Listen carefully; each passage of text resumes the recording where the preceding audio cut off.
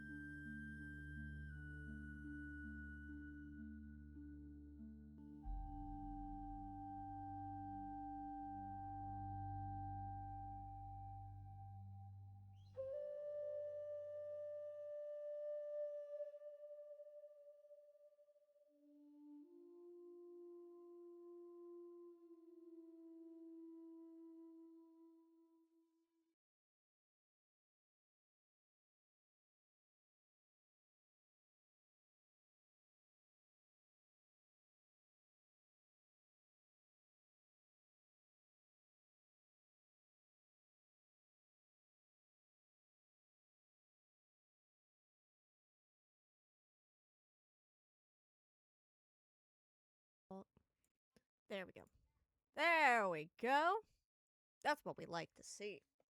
I don't know why it thinks like there's a different default mic. I don't know what the fuck's going on. I wish it was a little bit different, but of course it's not going to. Hi! Hi, it's been fucking forever. Holy shit. It's been too damn long since we last had session. Let me go see. Last time we had a session, it was back in March. March 17th is when we last had session. And that's when I forgot to change the fucking number to 24. That one's fully on me. But hi, it's been forever. A lot of things happened. One part is the fact that I had to have an EEG on my head, which means I can't have headphones on, which means I couldn't do session because there was just no other way I could have done this. So, yeah, that was fun. Absolute hell. I'm not going to divulge too much into all of that. So, yeah. But besides that point, we are back. Hopefully we'll be getting a couple more sessions in because in a couple, how many days? Not days, but like weeks. Like in a couple weeks. Um yeah, we're going to probably have one more session before I am going to be gone for like 2 weeks. Uh, if I'm able to, I might talk to the other players and ask them if we want to add another session before I have to go. That way we get at least 2 sessions in May done. I'll have to ask them. I don't know. A lot of us are very busy. I'm extremely busy. A lot of things happened. But that's besides the point. Um so yeah.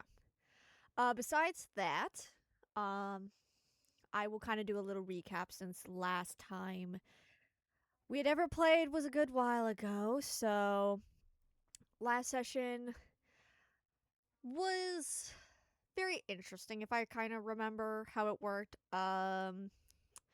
The group um got the chance to go to Cole's Tavern, Big Red's Tavern, as it's called, but it's run by a guy named Cole. Um, he kind of talked to the group a little bit, not much, but his son, I think it was his son, uh, was there. It was all chill until about the very end when it was not chill when part of the group found a letter. Um, if you guys were there for last session, or have watched the VOD, I have since updated it. There were now 2 languages. Uh, my players at the current moment cannot hear me say this. If any one of you is currently watching this, please mute this part. Please mute this part. I beg of you. Unless you're watching this, unless you're watching this any other way, like as the VOD. I know, Leanne, you are. Thank you. But if one of my players is watching this live, please mute. If you're watching the VOD, it's fine. I had added 2 languages. The first one I added, well, let me say this. The first 2 original were Infernal and Abyssal. Since then, I've added 2 extra ones. Draconic, and the one that I cannot fucking say to save my life, is the one that starts with SYLVAN, I believe. Like I said, the group does not know those 2 extra languages were added. It will be mentioned during this stream though. So yeah, until one of them figures out what the other fucking language was. So yeah, I'm gonna let the group know that we are gonna start soon. So let me do that real quick.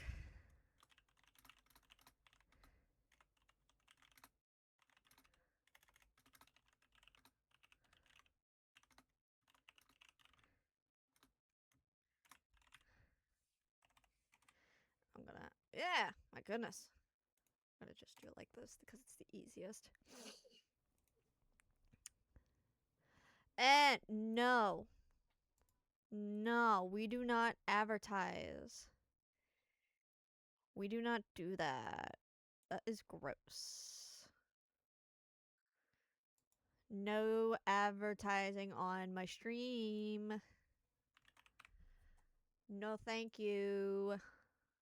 Go away.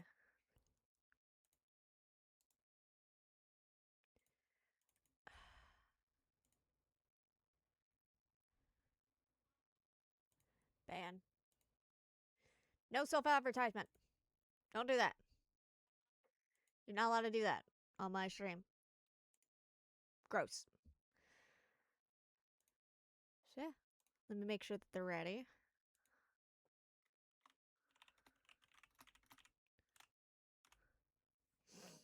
I'm just making sure because I don't want to intrude on any kind of conversations that are happening. So as long as everybody gives me a thumbs up, we'll be good. We got that. Okay. Thumbs up. Who was that by? Orc. I'm just waiting. I wonder, should we do music for this session? Should we do some like low music? I think we got it cool. Let me find some music for us to listen to. What kind of music are we feeling, chat? Do we want like library? Do we want If you don't know, I find music with I use music from RPG soundtracks. I also use Bardify as well. They are both on YouTube. Please go follow them. They make actually really good fucking music, not gonna lie. And all of it is copyright free for the most part. I'm not sure with Bardify, but at least with our RPGs, soundtracks, it is. So let's go for there's one I really like.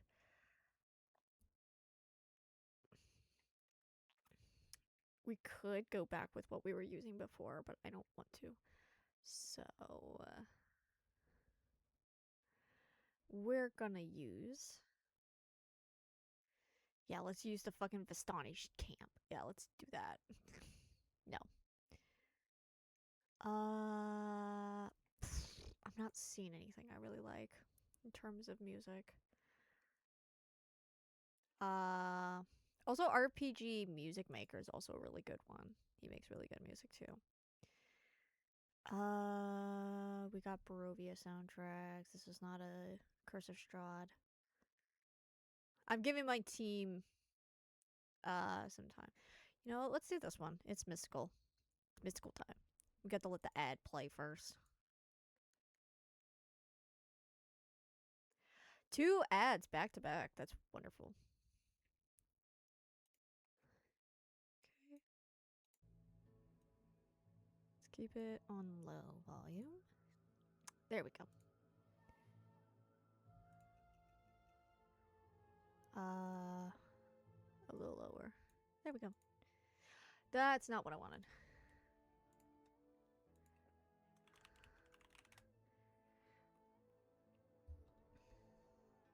Unmuting. Hello. Hello. Wow. Hello. Hi, how are you guys? It is good to be back.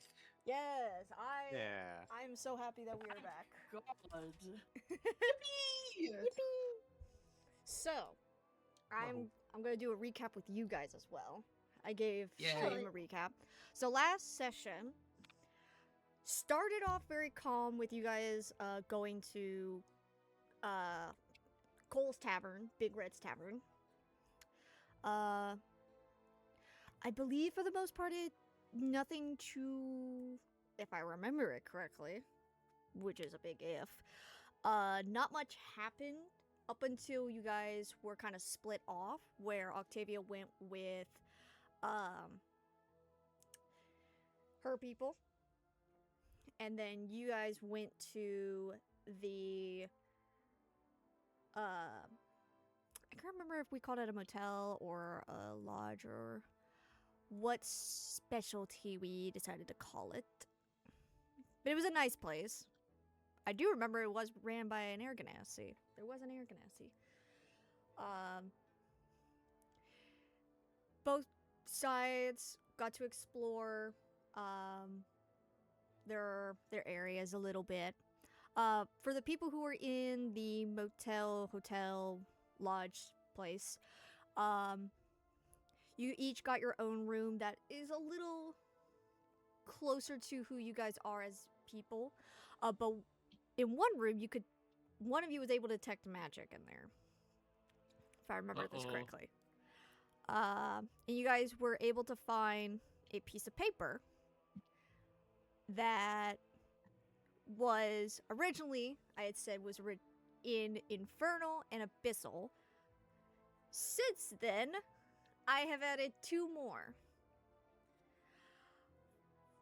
The third one, which is the green, Auric, you're able to read it because it's in Draconic. And all it says in the green part is Scaly One. As they had previously mentioned that in the letter as well, saying Scaly-born folk, which can be interpreted on either they mean Dragonborn or Lizard folk. It's one or the other, but this is the northern part of Atheabus. It's Thea. There are Dragonborn that live there. Kinda can go to that. But the part in blue, nobody who has seen the letter can read it. So no one really knows what it says. But with that, everybody has slept. For some people, it's their trance. For others, it's full-on 8 hours of sleep. The night is uneventful. Nothing happens to anybody that is negative or positive. It is just normal. For those in the lodge place, it's I will say, a little unnerving-ish, just because of what you guys found. But it's still not hard to sleep. It's really not. It's quite easy. For Octavia, being in where you're at, you have no problems. Sleep/trance comes with ease. It's a little bit more comfortable since you're in a much comfortable bed. Good, she deserves it, princess. She is a princess. Oh. She Octavia is a pretty pink princess and she deserves whatever she wants. Now, if yes. only the real Leanne would be able to have such good rest. Yes. Could you imagine? Hey, I'll tell you what, I got 5 hours last night, which for me is spectacular. Now we just gotta Go. add a couple more hours and then it'll be really good. Could you imagine?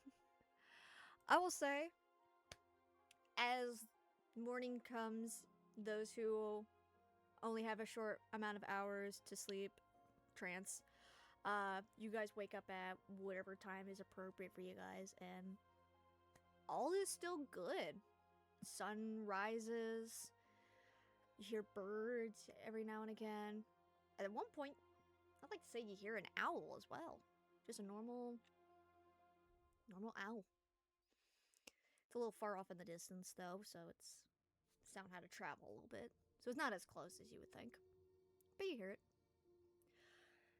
I'll say for you, Octavia, as you wake up, you realize the room that you're in. You realize, once again, like I said, your situation that you have been put through. In this room, though, something has been added.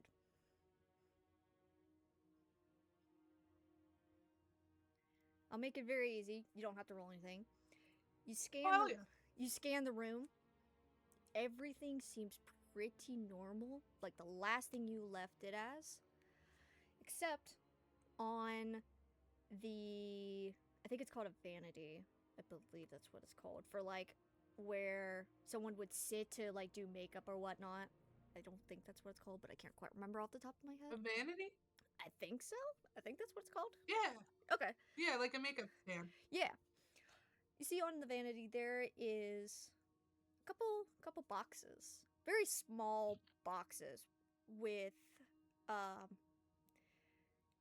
that are pink with lighter pink spots on it and a ribbon tied on there as well. That was not originally Oh, there rice. last night. BRB. Ooh. Okay. Do you go over? I'd like to pick it? investigate it. Okay. You go over. Looks pretty normal to you. Do you open the first box? Yeah. You open it up. You look inside. It's actually some really nice jewelry. It's all in gold. The crystal on the inside of each one. There's some like earrings and rings. They're all different kinds of crystals.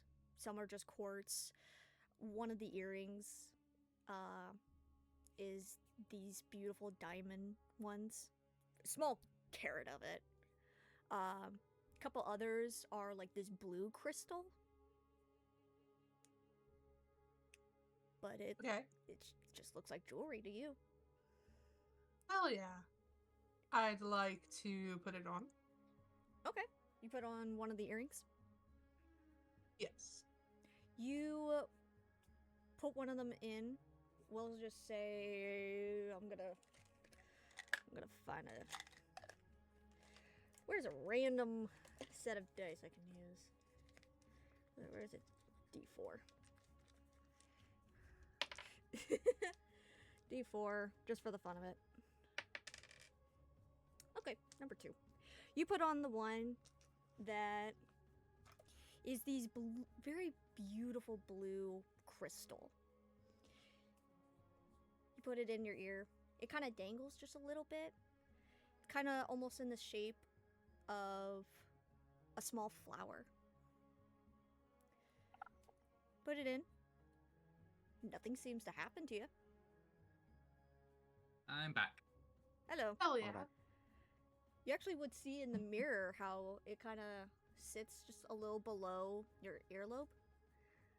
And like I said, it kind of dangles a little bit. But it looks really pretty.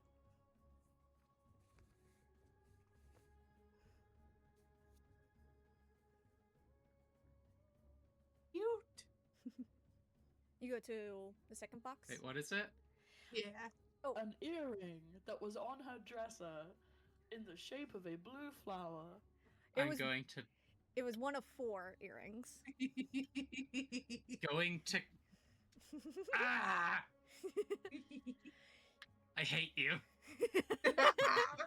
Hey, this could be a red herring. In the second box. Even then, if so, I hate you. Yeah. Let me add this real quick. Let me tell you how much.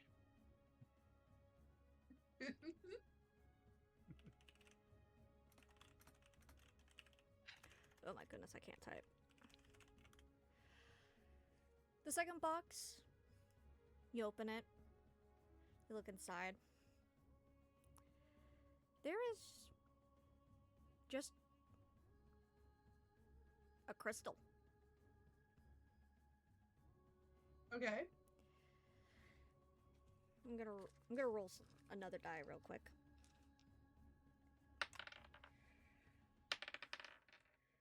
Four. Okay. What is on my dresser? Fuck it. Yeah, let's make it that. The crystal that you see is this beautiful. Has like different colors of like kind of like beige. There's brown, there's like a purplish brown, has different specks on it. Some of it has like little bits of red. This, as you've seen before, I would like to say in a collection that your mom probably had, is a flower agate. Okay. And there's just this giant chunk that is just the raw version of it. It's not tumbled. It looks a bit funky since normally you would want a tumble agate, but it's still extremely beautiful for what it is. And in the center of this crystal, it actually looks like it's actually kind of forming a flower shape. And it's only on this one side that is facing up.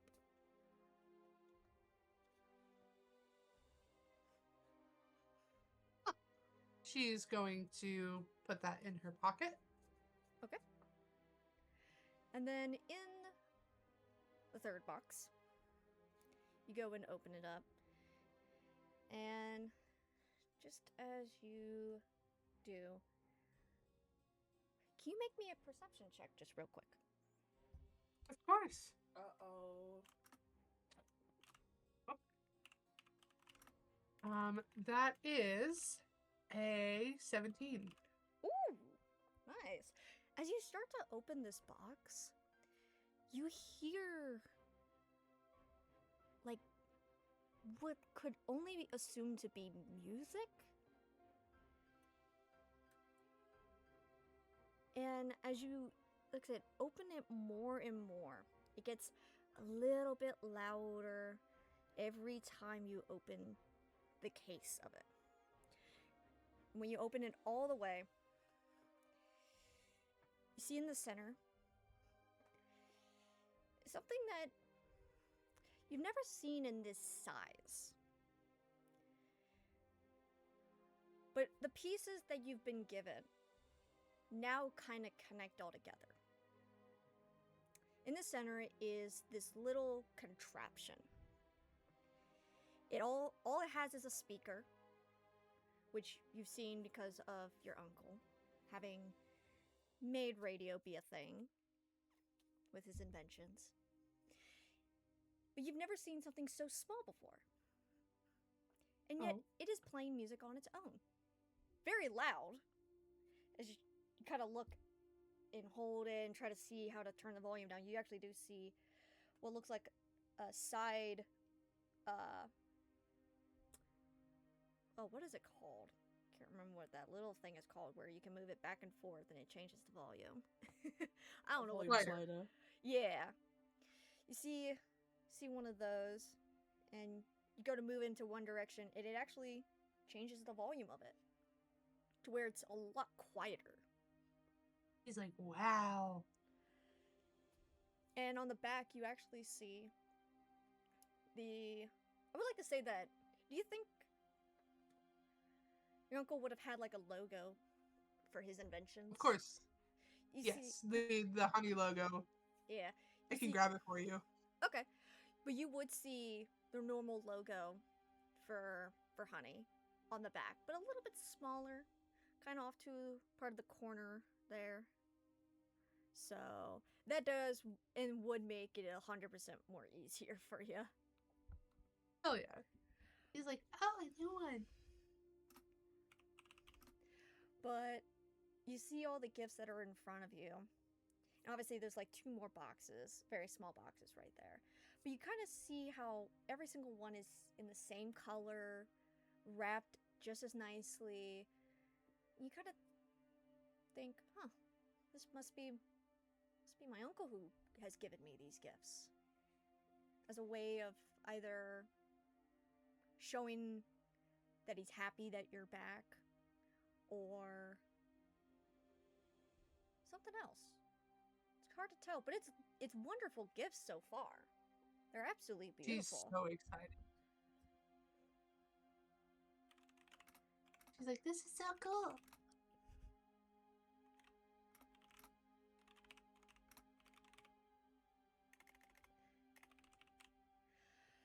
And She deserves to be happy forever. She does. do you want to open the last 2 boxes or just save those? I'll open them both. Okay. I don't see why not. Yeah, sure. Actually, let's say you do open both at the same time. You open the fourth box. You look inside, and this one's a bit odd. All that there's inside is these weird-looking coins. They're not normal gold, platinum, silver, copper coins. This is something else. This is some weird other material in the shape of a coin, but it does have the same logo for honey. Whatever this material is, it is new to this world that you at least know of. This might be from somewhere else, maybe in the mountains, maybe a different island off the coast or something. You've never seen this material before, though. But it is extremely pretty. No, I think I know what it is. I don't know I if have you do. no idea what it is. I don't know if She you goes, do. Oh, God. wow. I This don't- isn't from Millis. I don't know if you do. This might not be from Millis. This is. I- May I ask, is the Mhm. material plastic? Actually, no. This Oh, one, okay. like I said, this is something. Okay. This is something. If it completely was different. plastic, I would have said, oh my god, they're casino chips. No, this is.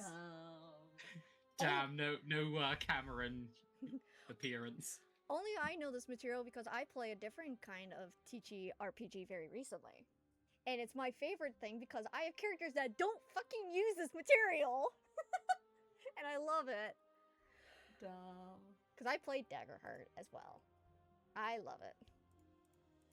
But yeah, it is, like I said, this is a beautiful material and it kind of glows a little bit too. But when you hold it, it doesn't do anything to you. You can hold it with ease, and it's kind of light, especially in its form that it's in currently. Radium. And in the box, there would actually have been 2 of these. One that has a honey logo, and the other one that has a logo that you've not seen before. It is something new. Oh. Ooh, what is it? It is something that I will say you might have to ask your uncle about that. Okay. He probably knows exactly. Is it like an animal? Or is it just abstract? It has slight abstractness to it, but also has what looks like an Oh my goodness, I can't even say that word. Organic. Herbalist. No, organic. Oh. Looks like an organic plant, but it's like Ooh. it's kind of similar to like That's stamps. what I thought pot. My God. A rose? She can't be in everything. No, this actually looks like it could look like thorns. Oh fuck yeah, that's baller. Kinda to I'm prove intrigued. its point. And in the last box, as you open it, out of all the boxes that you've opened so far, even with the weird glowing blue material in the fourth box, this one, I don't think this would have come from your uncle on this one, but who knows? It's your uncle. He's a mysterious man. But in the box itself,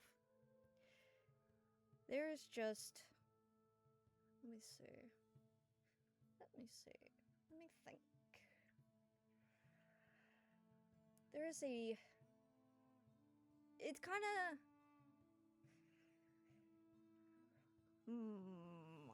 okay. I know exactly what I'm doing.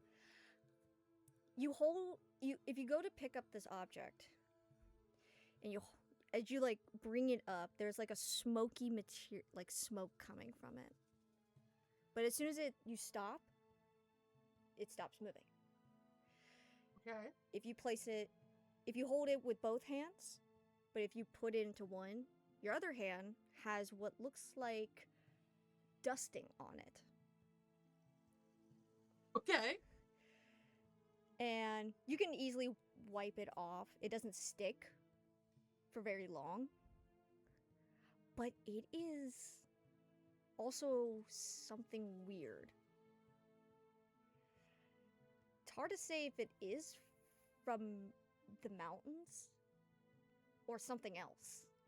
But like I said, this also doesn't do anything. It, besides being smoky and leaving dust on your hands, but comes off, it kind of, it is a solid material, just behaving weird. But putting it back in the box doesn't, like I said, doesn't do anything. So it's an odd one too. You got a couple normal objects, and then you got two weird ones. If these came from your uncle, two of these, you might have to ask him what the hell is going on with this. But at least he gave you some pretty things. Yeah. Those are always wanted. Got some pretty jewelry, got some pretty stuff. And then some weird stuff too. Let me type these out real quick.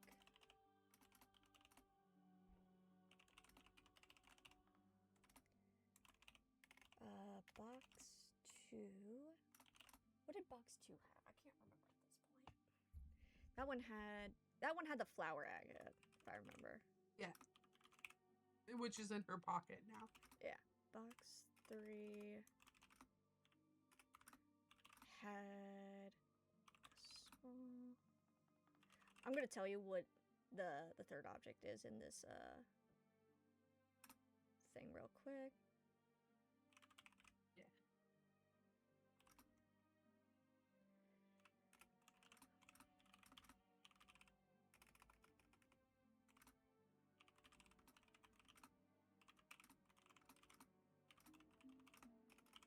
Blue.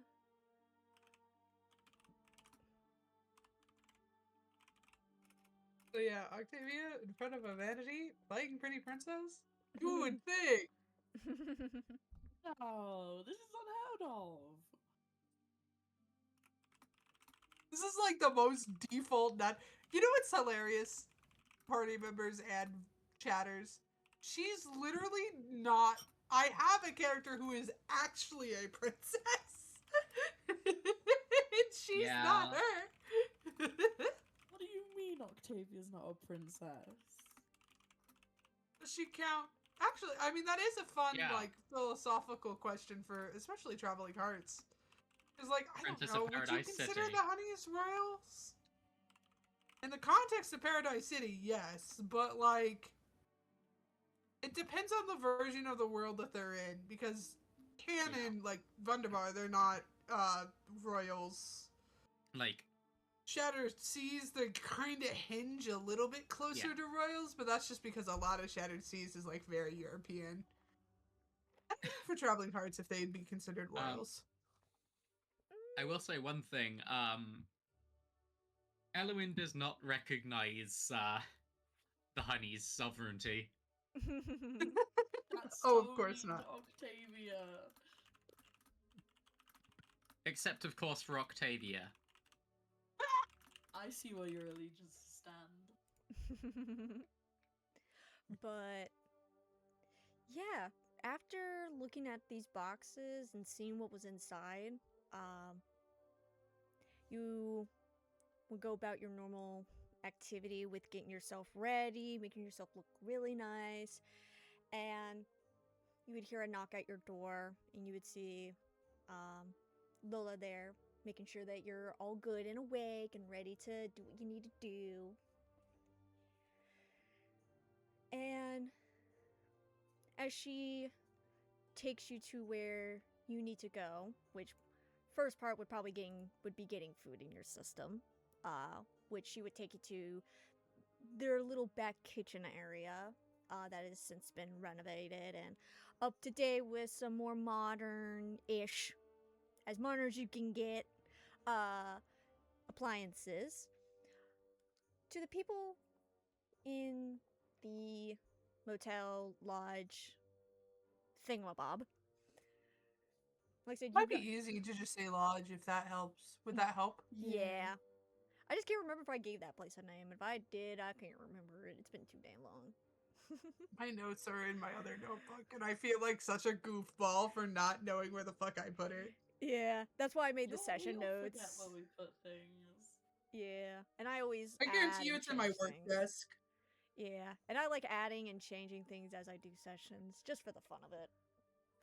Yeah, as things become more developed. Yeah. But with you three in the lodge, you guys, like I said, you guys wake up. Everything is. It's still weird from last night. And who had the paper last? Who decided to keep that?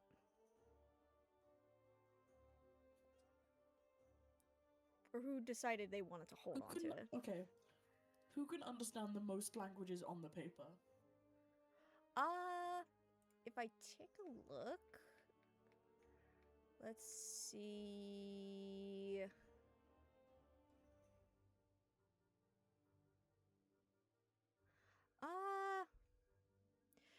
Both you and Evelyn both know Infernal, and Orc knows Draconic.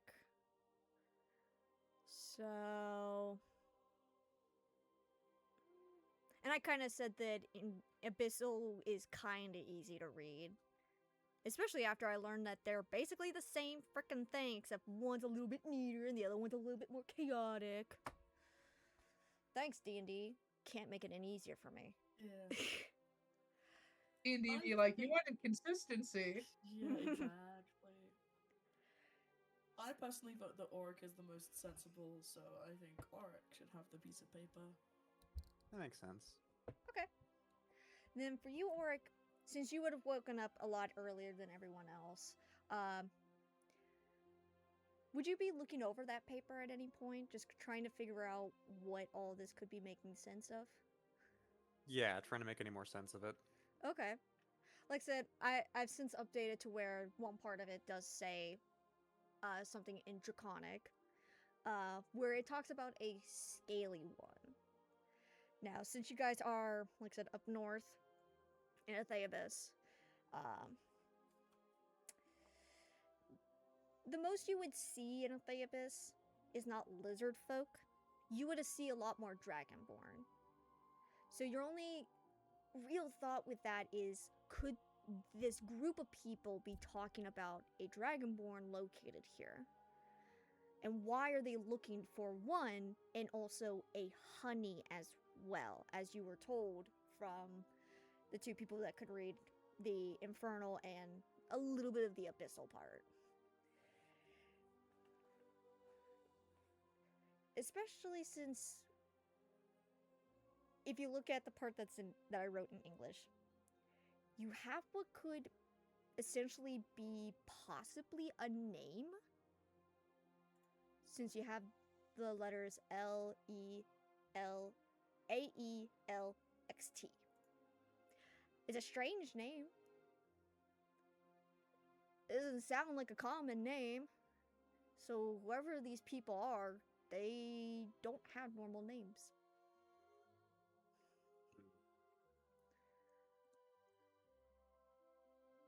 But as you are kind of pondering... Oh, wait, did I say that? Did I spell that name right? Where is my paper?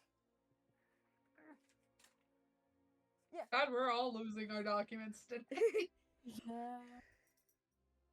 Yeah, that's the name.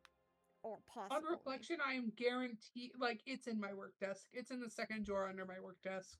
They're gonna know you like D&D. Yeah. Oh, they already... Players and chatters, I have dice on my work desk. I have a very D&D forward workplace. Actually, we have a whole D&D show that we do professionally that I'm just not a part of, which is a crazy notion. Yeah. Wow. I need to get on them and be like, hey, put me in, coach. Put me in. It'd be like, we'd have to pay you more. No. Oh, no, it's not a pay thing. It's literally just for fun. who has time on their schedule thing. Hell yeah. And because should my let schedule is... Hashtag let Leanne have fun, actually. Yeah. Hashtag let Leanne have fun. They can't let me have too much fun, or I won't. It's like a rubber band. You push it too far, it doesn't snap back anymore. Good point. But bad point. Terrible point. Yeah, I'm fun now. But continuing on. As Yes, apologies. You're all good. As the sun is still rising and everybody else is stirring, and as you guys probably are to leave your guys' rooms just to see what all could be in this lodge, you hear a lot of noise coming from outside your guys' rooms, but you don't see people in the hallway itself. You just hear it very far in the distance, probably close to where the main entrance is. And it's a lot of just normal chit-chatting, a lot of, like, by the tone of it, happy tone, very eager to talk to people kind of tone. And going to investigate it, you just see that there's a lot more people actually showing up to this lodge itself. See a lot of different groups of people. See some humans here and there, a couple elves, a small group of dragonborn here and there as well. All seem to have known each other, are just talking amongst each other. Some kind of interacting amongst other groups as well. Very friendly, very open. You will notice that there's a big difference between the humans and the elves and the dragonborn. Because with the other group, they're dressed a lot more lavish, a lot more elegant, kind of showing off their status a little bit. Some a little bit more tame versus other. Some definitely are trying to show it off a lot more. But the humans still look really nice. They're still well dressed. Compare, there is no way. There's no way to do it. But they're still just mingling amongst each other. Like, there is nothing that is keeping them back. But you see the Aragonases kind of going amongst each other very quickly, as they are, because they can. Going amongst each group, asking them questions, seeing what they need, seeing what they're here for, figuring out rooms, etc., etc.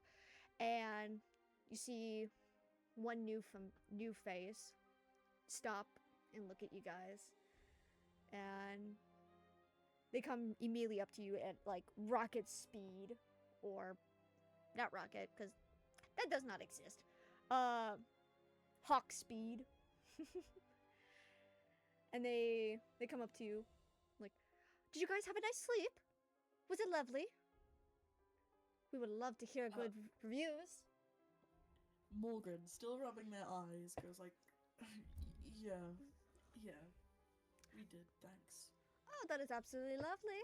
If you guys need anything, we have some food down the hall. If you need any kind of, if you have any concerns, we can definitely help you as best as we can. We don't know everything. We don't choose to know everything. But we make it as easy as possible. Just let us know if there's anything that we can help you with. Of course.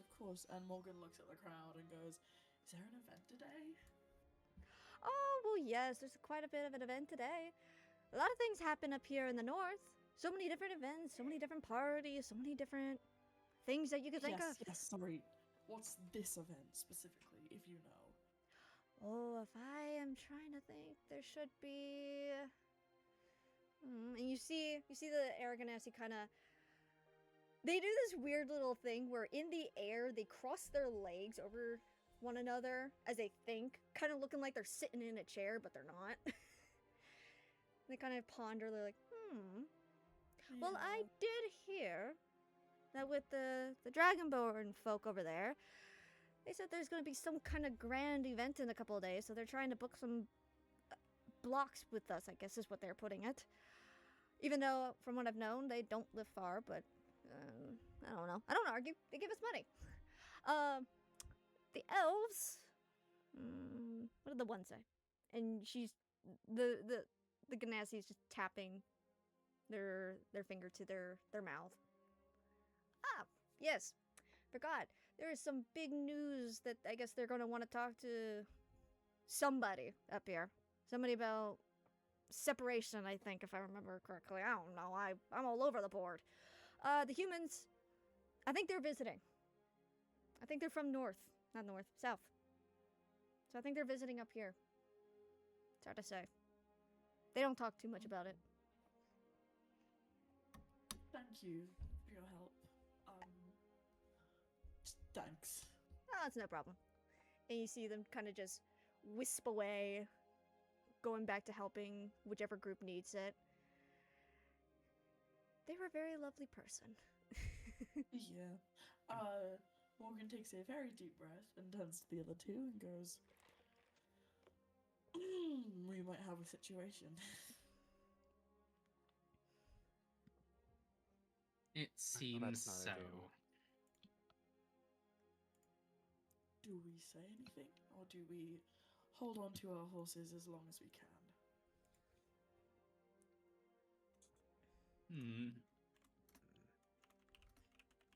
Not sure.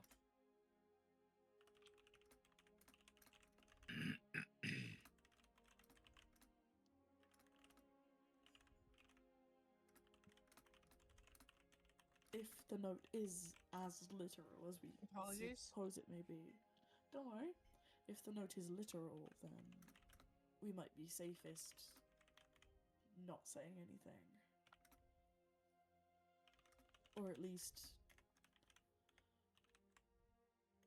asking for information about their travels before we even think about doing anything.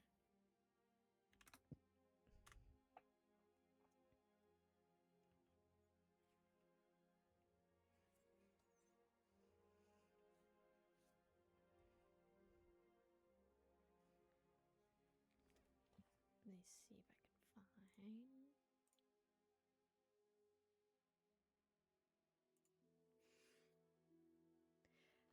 As the three of you talk amongst each other, it starts to get just a little bit louder as each group of people, the three groups, start really talking amongst each other. I would say without really needing a perception check, you can kind of hear their conversations with ease. You hear a small conversation happening between this bronze dragonborn with two of the other elves as they talk about what's been happening very recently. The dragonborn mostly asking about the plans of if Thea separates from Baeus and become their own separate areas, on what that might do for Thea, as they don't actually participate in the port system at all, and what that could cause for them. But the two elves seem very confident in how they speak, talking about how they don't really need the port at all. All they gotta do is be able to handle it from a distance, since there's really no need to be part of it. But still, it sounds like the Dragonborn is kind of still concerned, but they're starting to sound a little bit more optimistic with the talk, becoming more confident in what the elves are talking about. You could also hear about a couple humans talking amongst each other, talking about how this is the first that they've been able to come up north, since it sounds like they live more down further south, where it's not as rich as the people up north, and that they're really hoping on being able to see the play that is going to be being worked on currently, which you guys would know Octavia's part of. So it sounds like they're going to be here until, or at least that this play seems to be hopefully showing in a couple of days or so by the sounds of it. It sounds very soon. Especially if people are coming up here now. I would also say for you, Oryx, since you've known Draconic, you're actually able to hear a conversation between two Dragonborns amongst each other in Draconic. You're able to piece out a lot of what they're saying. They seem to be talking about a tower that has been a nuisance for them since they live so close to it, where every couple of nights it seems like something magical is happening there. Even though to them and to everybody else that live close by, it's supposedly abandoned. It's an abandoned wizard tower. And the fact that there is a possibility of some kind of arcanic or magic is still happening there could be of either concern or of some kind of mystery of, is somebody still alive there, or is there something more happening? And it's strange that they're talking about this, but then again, they can only assume that nobody else here can speak or understand Draconic. So the fact that you're able to hear this is actually kind of good on your part, because it's like, oh, I can hear some dirty stuff right now. They ain't gonna know shit. They don't know I can hear their conversation. I can hear their gossip. Hell yeah. Would Oric have repeated this to the party, do you think? Or not Yeah, just definitely. yet? Yeah, awesome.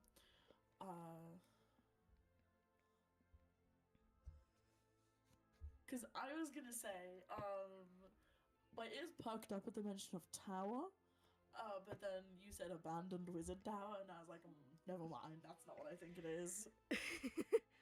I will say, how does Elwyn feel about hearing an abandoned wizard tower? Neuron activation. Just doing, oh, I heard something of my interest.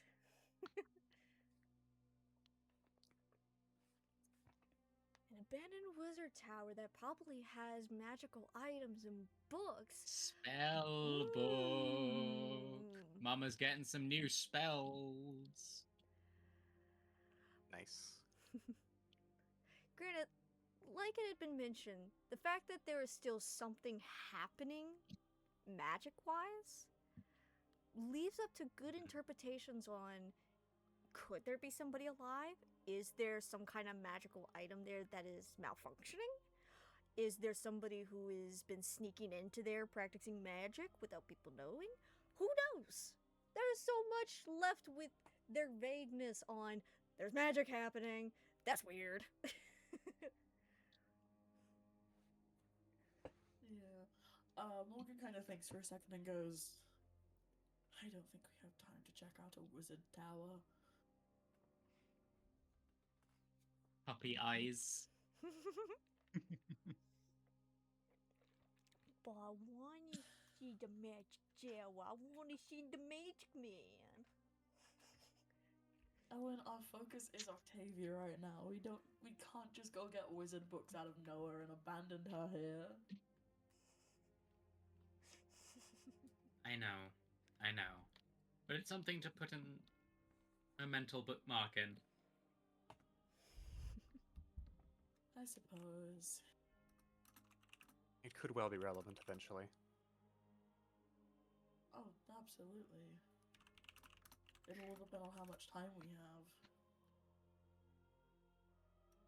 I'll admit, I don't remember if we had said that the party was going to be doing anything today, or, like, whether the party was going to regroup with Octavia for sure first thing, or if they were going to do something else first. I got a couple things for you. I'm just trying to figure out how to spell amongst. Goddamn. Uh-huh. I can't spell for shit. AMO. Holy shit, man. My brain can't function. NGST, I think. Yeah, that's correct. Among Us. Oh, I'm forgetting an N. There we go. Oh. Is it still mad at me? Oh. There was no E.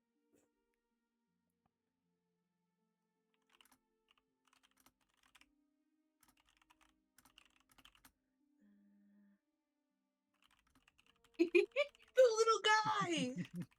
He's a little typeface. Little hieroglyphics. Little hieroglyphics. I love him.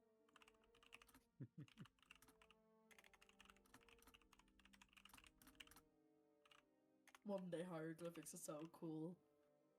Yeah, Have you seen Lost as a hieroglyphic? I have, No, yeah. I haven't. It's so fun.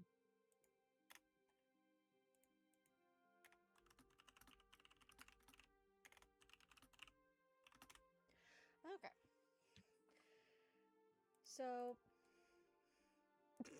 Oh my goodness. As.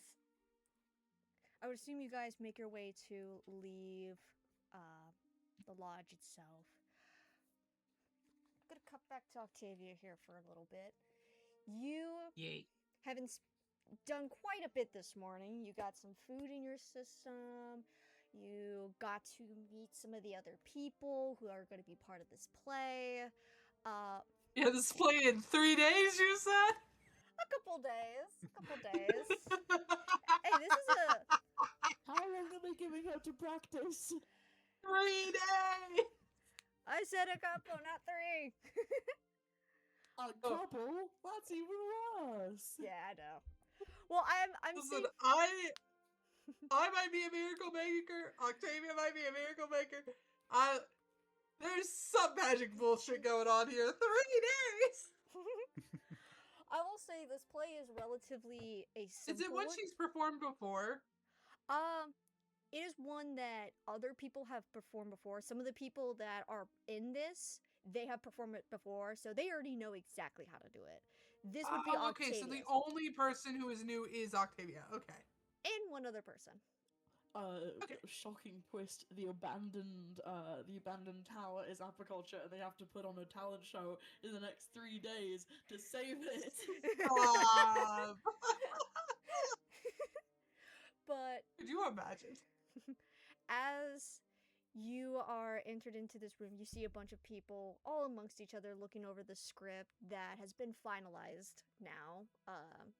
After taking in consideration of what to add, what to take out, realizing, hey, some of these parts, we don't like this. Let's actually change this. And others are like, we actually need to add this because this would make it a lot better and a lot cuter for everybody.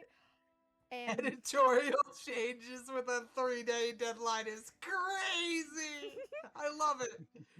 so you get to you go into the stage area, and you come to realize a lot of the people who are here are a lot older than you. Obviously, they're not going to show it because they're elves.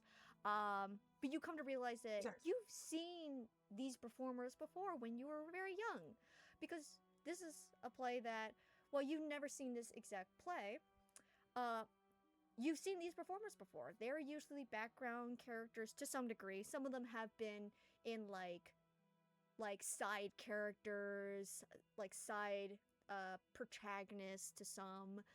So it looks like they know exactly what they're doing. Some of them are not even having to read the script. They're kind of just going with it. They're like, "Oh, I got this," kind of thing. So it's really calming entering in this room. A lot of people so friendly to each other. Some are waving at you, so excited to see that you're here.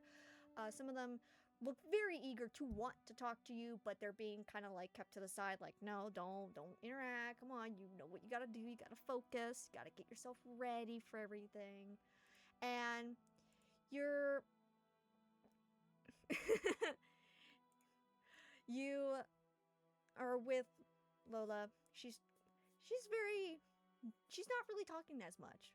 She's just going with her job of getting you to who you need to go see, which you can see very clearly across the stage a little bit.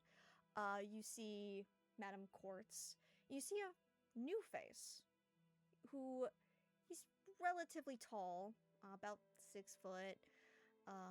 If I look at my notes just real quick, that way I don't fuck him up.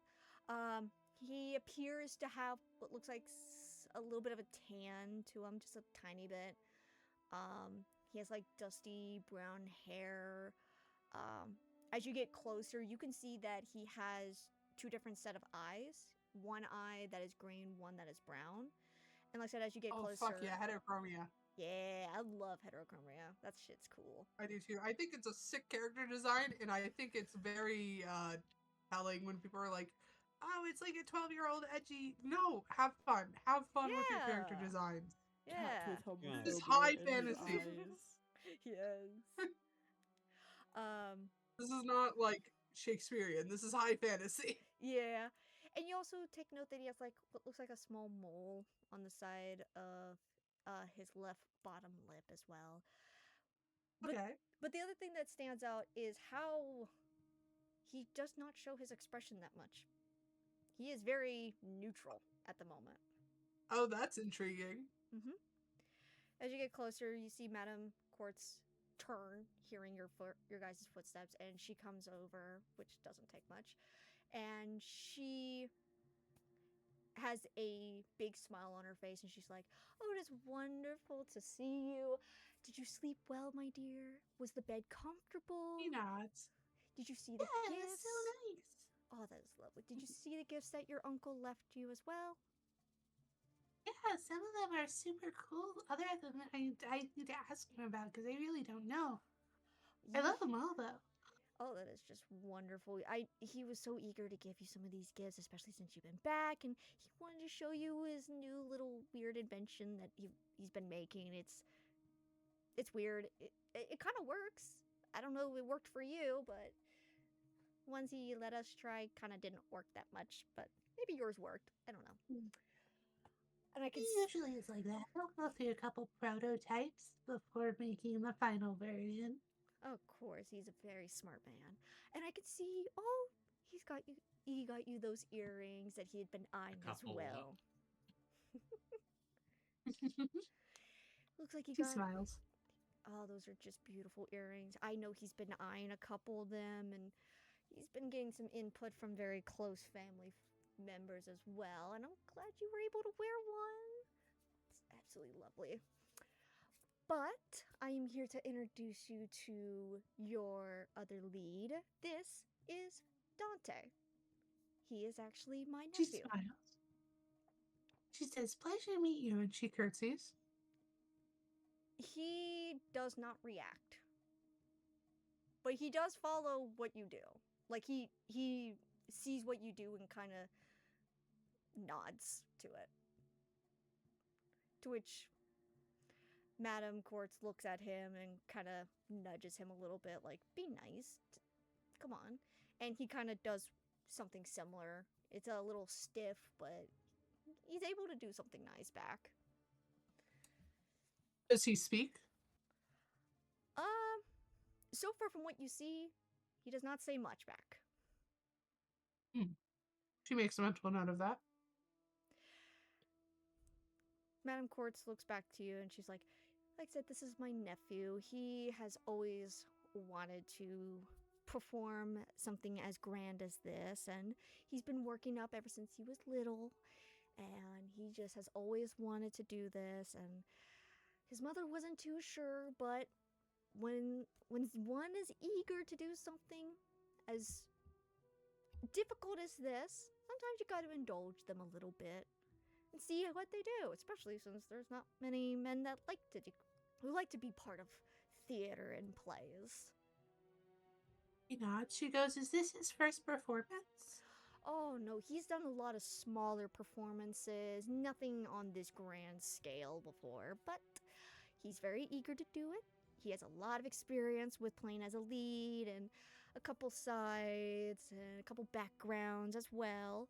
So he knows exactly what he's doing. He's very well trained in all of this. Octavia nods. "Well, if you say so, she's like, I trust you." Thank you for the trust. I mean, it obviously could have been anybody, but he was able to meet our expectations for what we're looking for. It was either that or some other person that, let's just say, kind of fall flat on their face a couple times doing their act for us. "Well, I hope he's okay." She takes it literally. Oh, he's perfectly fine. Just hopefully he stays where he needs to be, which is down south. It's not really understanding. She's like, okay. But if you two kind of want to get to know each other, you can. He's already looked through the updated script a couple times. He kind of has it down to a T. I will let you know he does not show his emotions a lot. He kind of reserves that for when he plays. So if he seems a little monotone, that's why. He keeps his excitement to himself. Fair enough. And with that, Madame Quartz kind of motions for Dante to kind of come forward to you, and he kind of does, a little stiff.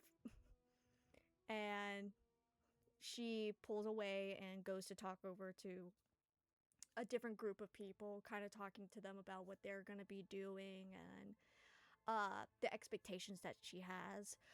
Lola, on the other hand, she kind of stays there for a second, then looks to you and just goes, well, if you need me, I'm going to be somewhere else real quick, okay?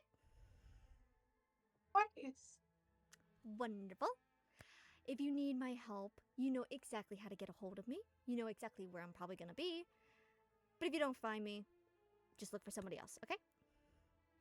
She nods. Good. Hopefully I don't get called. I got important businesses. And you see her turn and start walking away from where you guys are. And now you are left with Dante. This very stiff, cold, quiet man who just kind of looks down at you with barely emotions behind his eyes at all. She goes, "This is, quite something to be joining a project so far into its development." It takes him a couple seconds before he responds. And he just says, yeah. She nods. "Are you at all nervous?" Like I said, it takes him a little bit. He kind of is shifting his eyes a little bit to the side, looking at some of the other people, and looks back at you. His face barely changing much, where he goes, not really. I'm used to this. How so? Once again, takes him a little bit. Kind of looks like he's thinking a little bit with how his eyes kind of go up a little bit and then to the side and to the other side. Kind of like he's thinking of what to say a little bit before he responds. I've been doing plays almost every year. At least 3. You kind of get used to it with how often it is. She nods. She's like, yeah, I was full time at the theater, so I did quite a bit of productions. He kind of nods a I little stopped bit. for a moment to be an Managing multiple credit adventurer, cards can but feel like you have 50 extra mental tabs open. I'm sorry, what was that last part? I'm so sorry. oh, she said, no worries. She said, I stopped for a moment to be an adventurer, but I'm back. You see his eyelids kind of go up a little bit. They were mostly kind of relaxed, kind of like taking up most of his eyes. But you see his eyes kind of just go up, like the eyelids. Mm. And then they kind of go back a little bit. And it's like, what did you do? Well, my friends and I, we helped people.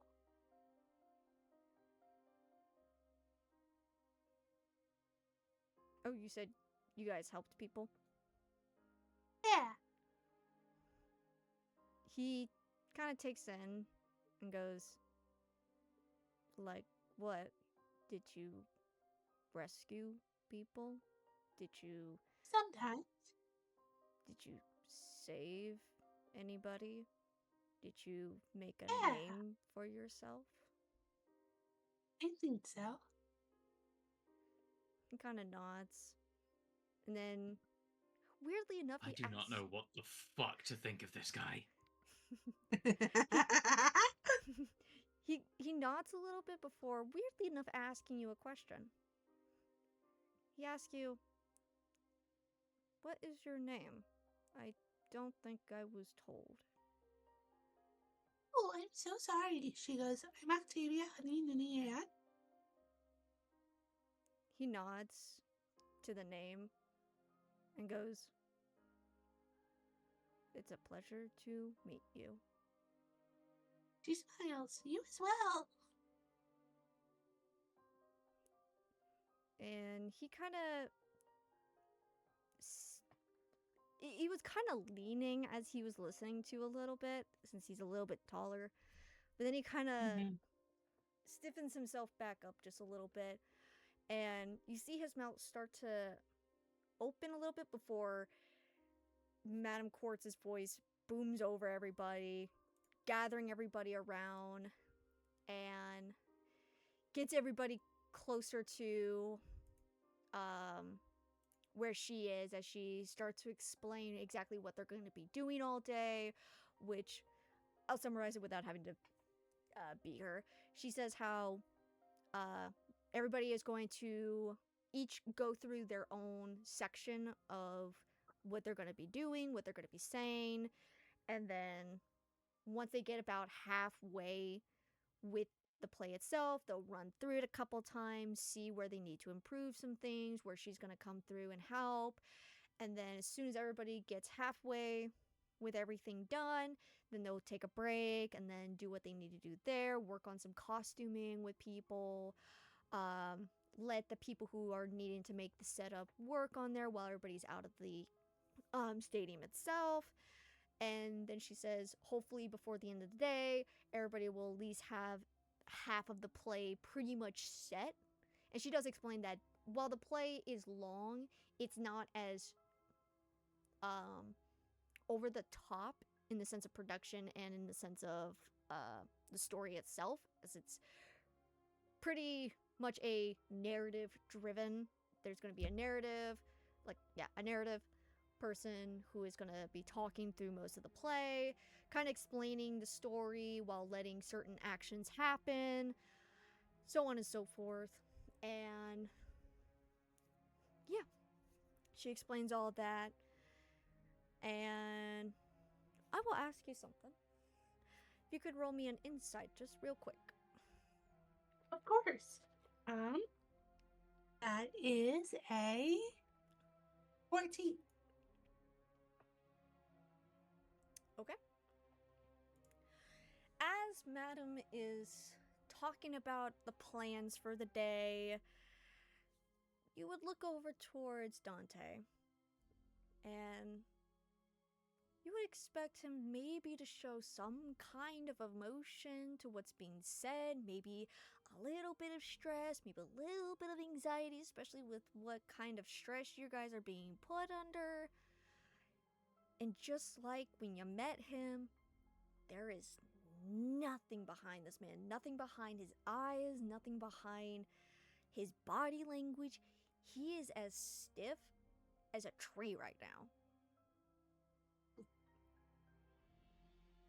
It's extremely hard to see what he is thinking. But just as She's very. This is so abnormal to her. She's like, yeah.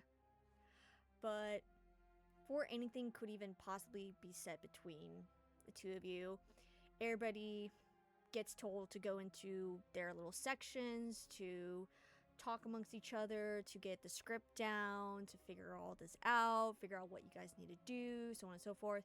You and Dante and one other production person work together to nail down your guys' parts. And I'll say, when you actually get to look at the script in detail, a lot of what you have to do is a lot of just movements and the flow that they're looking for, with a couple parts where you have to talk and you guys are able to nail it down. And as you and Dante are getting all of this down to a T, you're actually seeing the emotion for the first time that he's putting into this. So maybe, just maybe, Madam was possibly correct on what she said, where he maybe does reserve his emotions until he needs to use them. Because it's like a flip of a switch with this guy. He goes from cold, barely an emotion shown anywhere on him, to now showing it, feeling it. It is in his eyes, it's in his expressions, it's everywhere on this guy, and it's kind of spooky, I would say. I don't know if Leanne. so he's like another level of just switching. Yeah, it is. Okay, good to know. It's weird seeing this, but maybe that is just what he does. Who knows? But you guys spend the majority of the day doing this. You guys work on your guys' parts. You figure out that this is seeming to be a very easy play. It doesn't have too much that you guys gotta do. You just gotta figure out your movement, how you guys are gonna walk, how you guys are gonna tell the story through movement itself. It's kind of like, what are they actually? I wonder, is it actually called anything different for when it's ballet itself, or is it just also a play itself?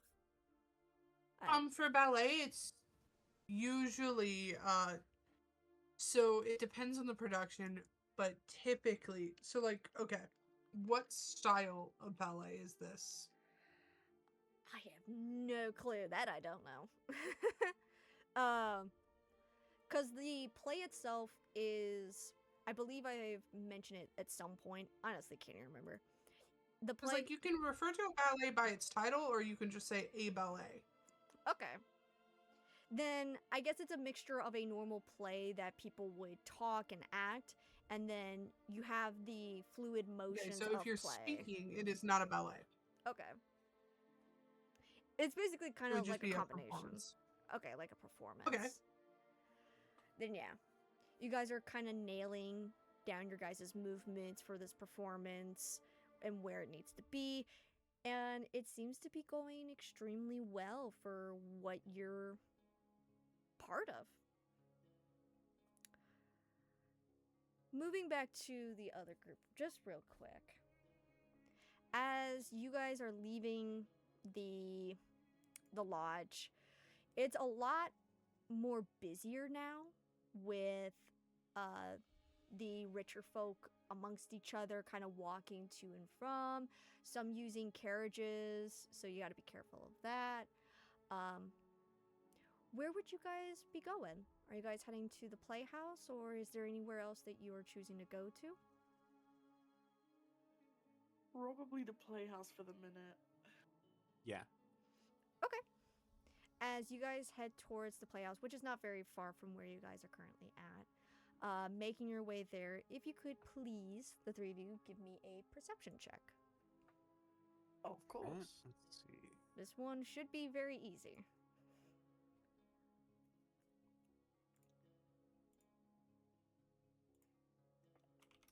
That's a You 14. say that I rolled a flat 9. Oh. And then Elowen.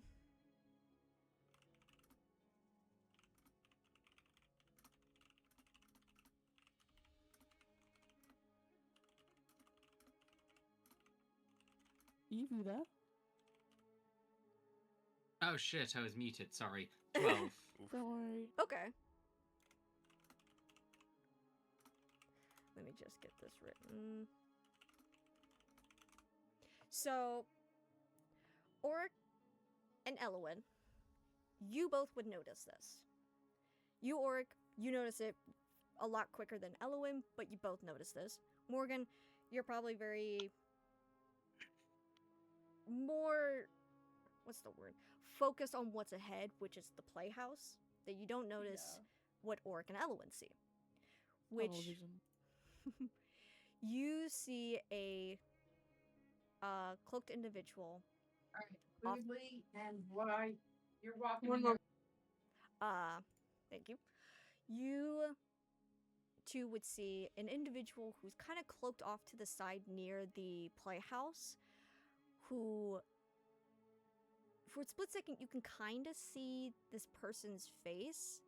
And once he notices that you notice him, he kind of does a quick motion for you guys to hurriedly get over to his side real quick, with much eagerness behind it.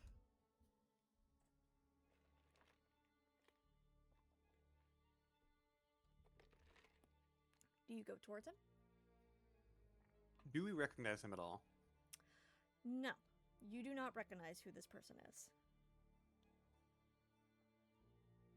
But with at least drawer 14, you can kind of read his expression just a little bit better, which looks of panic and urgency behind it.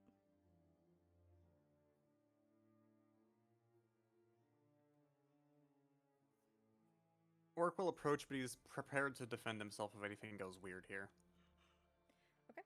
You approach the cloaked man, and he kind of stands up a little bit more, because he was kind of hunched over just a little bit, trying to stay a little bit hidden as best as possible.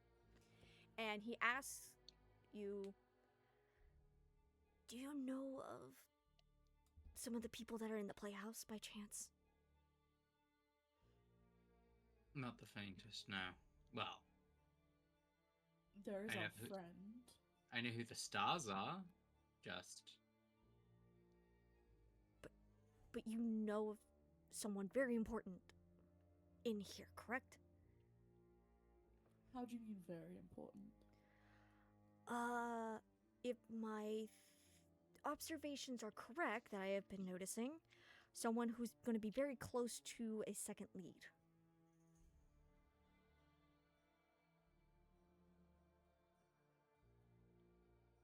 How do you mean? He kind of looks over your guys' shoulder as best as possible and motions for you guys to come more into his space as he backs away from you guys to let you guys more into the darkness. And he takes down his hood that was covering him. And you also see an individual with dusty brown hair and green and brown eyes and a mole on the left side of his lip. Uh-oh. Uh-oh. He looks at Oh you boy. and goes, I ask because there is somebody in that building who is pretending to be me. Using my face Oh, fuck. Yeah, he's using my face. He is using my history. He's using all the connections I have to my family to be in there. And he points at the playhouse itself. 2 questions. Toward what end? That one first, sorry.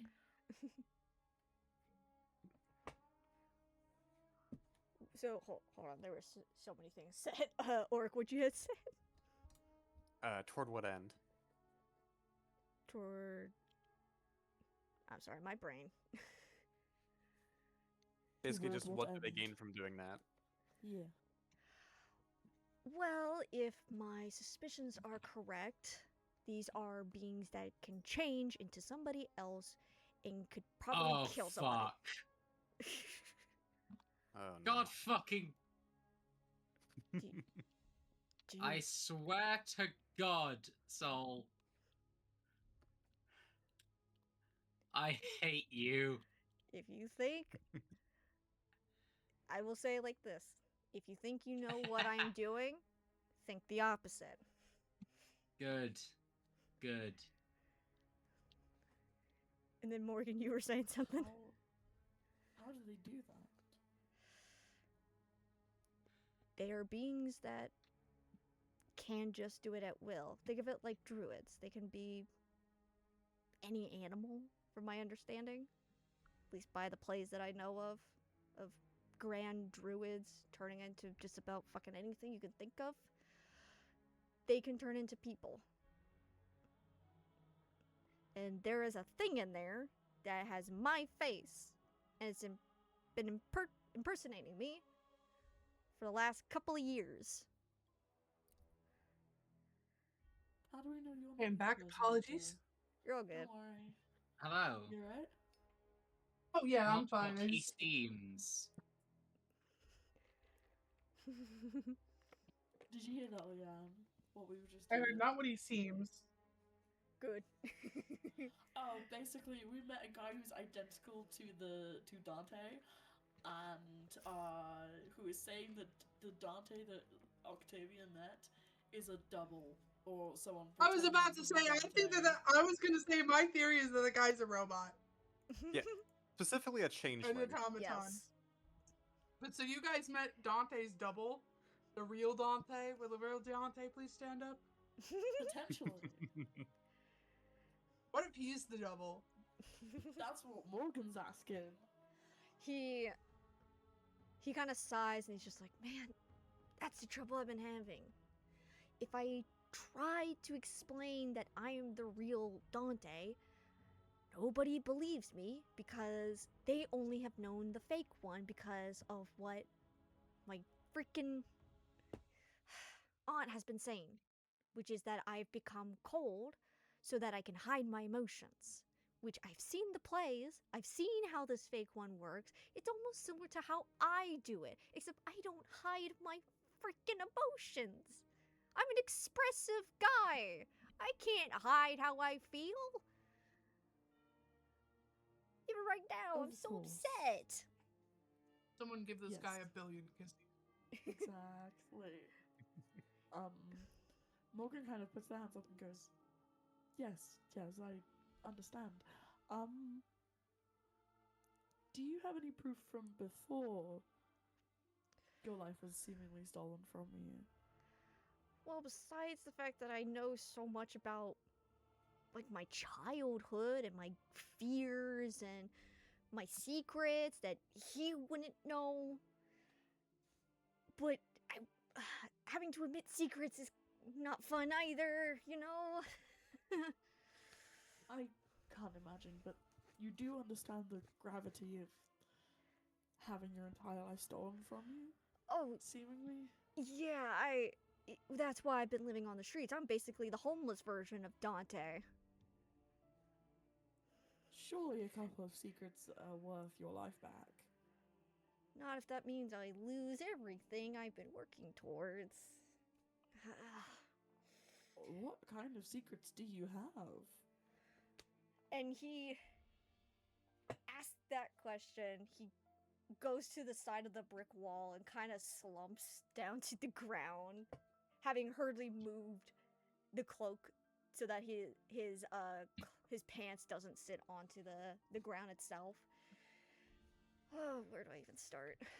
First, I didn't want to do performance and theater and ballet for just because I found it cool. I did it because and he seems very embarrassed with what he's about to say. He's like, I didn't do it because of passion. I did it because of a different passion. One that if my family knew, first of all, my father would have probably killed me. My mother probably would have accepted me for it. But she would have still been like, well, you can't just do all this just because you like somebody. You gotta do it because you actually enjoy it, and you gotta actually be intrigued by it, not just because of that. No, that's stupid. That's Why silly. would your father have hated you for it? He sees everything for money. He wants me to be wealthy. He wants me to be an aristocrat of some sorts. But I don't want to But be if one. you get into a profession for seemingly romance or affection, that's not a barrier to money. But that's my only kind of reasons. That was my main reason. I don't want to do these grand plays. I don't want to be well known. I want to do these lesser plays for the fun, for volunteer. But my family doesn't see that. They want profit. They want us, everybody in the family, to be well known. If you do it not for the money and the passion, why do it? You could be doing something else, like everybody else in this town. You could be a harbor Does man. this version of him know who Octavia was? No, he Because doesn't that know. was crazy when the when the one she was speaking to was like, "Who are you?" I don't think Octavia the character has hit a "Who are you" in years. Yeah. She's like, "Oh, Yeah. Morgan goes, well, sorry, that's what I was about to say completely slipped out of my mind. What was the last thing that you said, Sally? He was talking about how in his family, Sorry, it's back. Sorry. you're good. Who are your family? We're one of the fourth richest people in Thea, or in Atheabus, besides the Honeys, because they're kind of also, like, second behind the very well-known the Dragonborn family that basically runs a lot of things here. They're kind of fourth. Obviously, our name is not as grand as Honey or some of the others. We're just Murphys. But Then why would you need to go into a field that makes money? like I said,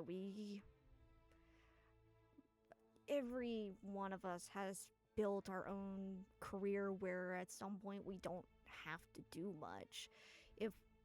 Whether it is plays or whether we own a harbor with our title and our ships and the money that we can garner from the other islands, or if we work with the arcane, or if we work with the darker magic as well.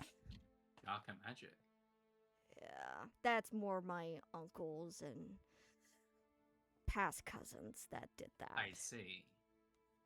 They're not as well liked, but they have the money, just not in the fair way.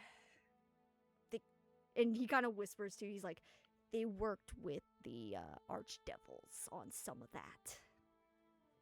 Ooh, I see. Yeah, so our family kind of disowned him on that. We don't like working with dark magic. But they made their money the best way they knew how. Even Do if you know that any of the other families, like, were you raised socially around them, or Not entirely. I was only told to, if you see them, don't interact with them, don't partake in their dark practice. So. Oh no, I meant the other rich families, sorry. Well, my father still doesn't like them. They own multiple harbors down south with Bayas, and they do make good money, especially from the islands. And they do get to go see the islands, except for the one that is not safe at the current moment because of the dragon there. But so far, no one wants to go there at that point. Dragon. Yeah, it's this. I think it was a bronze dragon or something like that. It had recently reappeared, and I guess Understood. something might have happened. I don't know. A little hint: you guys met this dragon before, besides Morgan. So you wouldn't know our friend who's in there? I have no clue. I mean, if she's a honey or if he's a honey, then that. Octavia Honey. Octavia Honey. Who's her relation? She's very princess-like with friends. Dancer. Is she very close to the honey himself? Yes. Favorite niece, seemingly. Oh. Oh, okay. I mean, I've known of Mr. Honey himself, as my family very much respected the man himself. I just didn't realize he had someone like a niece. Damn. I wonder. What do you wonder? Tell me, Mm-hmm. is there a chance that maybe you, and I put that in quotes, are being brought to this production specifically to try and get you close with Octavia? I mean... Oh. I mean, if this is about the thing we've read, Morgan is trying to be conspicuous, or inconspicuous. I don't know which one is the right one, but whichever one is like Inconspicuous sneaky. is secretive. Inconspicuous is the correct one. But Morgan thank is you for trying to having be. the balls to ask. Yeah. I know that I would have gotten it wrong, but like I don't feel bad about having gotten it wrong because I understand that we learn every single day. Mm-hmm. Exactly. Morgan thinks for a second and tries to be inconspicuous and is like, and does like looks to the other two and goes, if this is what I think you mean, then could it be possible that your double's been placed with pretty much Marriage. this no. Marrying in. surrogate daughter. What I meant was marrying into a house. Oh. I was wondering if The wealthy do love to could join their be- families, after all. yes. I can say that from experience. I'm wondering if it's to do with that note that we read. I mean, placing a double that is apparently dangerous with someone so close to the Honey family as a whole, and someone who is essentially a surrogate daughter to the Mr. Honey. That sounds like a relatively decent way to enact those plans. I mean, either one could be true, but I'm still a little young to be married off at this point. My family wants us to at least have some kind of grounds for wealth before we do that. How old are you, if you don't mind me asking? Ah, shit. Let me ask this. Octavia, how old are you? Octavia is 210 years old, so she is 21 years old. Okay. And hers does not, like, the fact that she's not married yet is the top concern for Mr. Honey. Then The fact Just that the she's first like, thing on his list. yeah, he wants her married before 24. Like, he wants her done. Like, he's like, no. then he kind of chokes out. He's like, I'm like 198 roughly. Oh, He's of age. Let's go.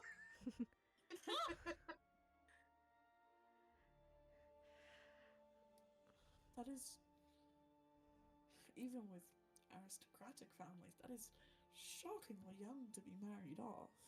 Yeah, but elves do it obviously a lot different. We, I know. And Morgan points to their ears. yeah, but every Yeah. family is different.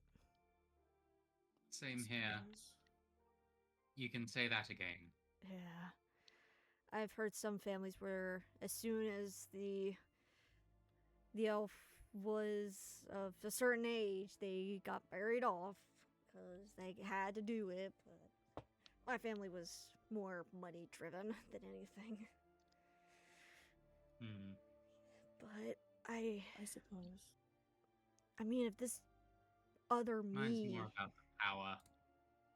yeah, but if this other me, obviously it's not gonna be for marrying, unless my aunt is trying. She does whatever she feels like.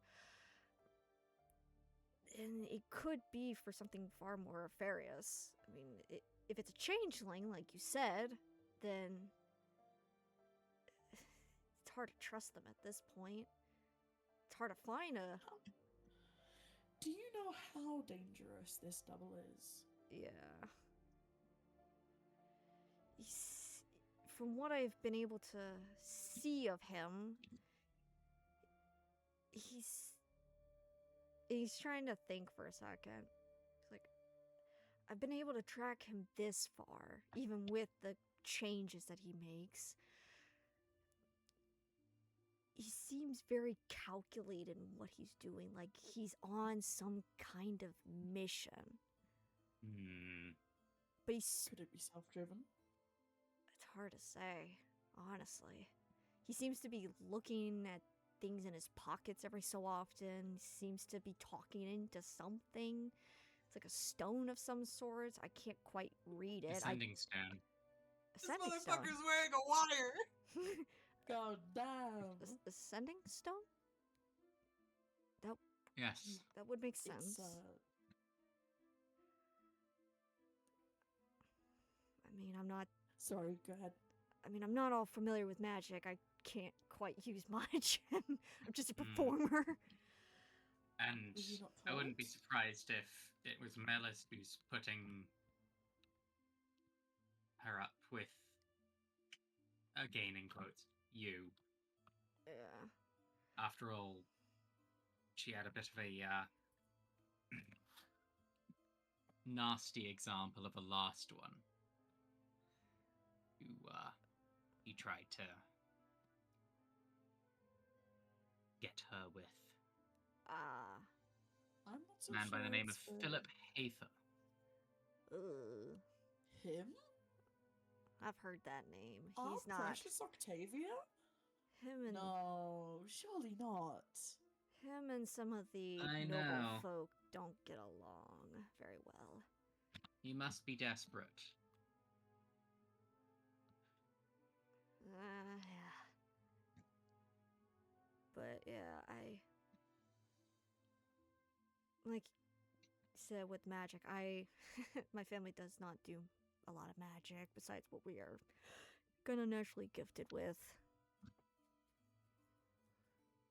I see. Sally, mine's more of a part of production kind of thing. And he kind of shows off what he can kind of do, which is not much. Basically, if I remember correctly, elves can get like certain cantrips. And Yeah. and I believe one of them is the possibility of prestidigitation, but I'm gonna double check. Yeah, I any believe wizard so. cantrip. Yeah.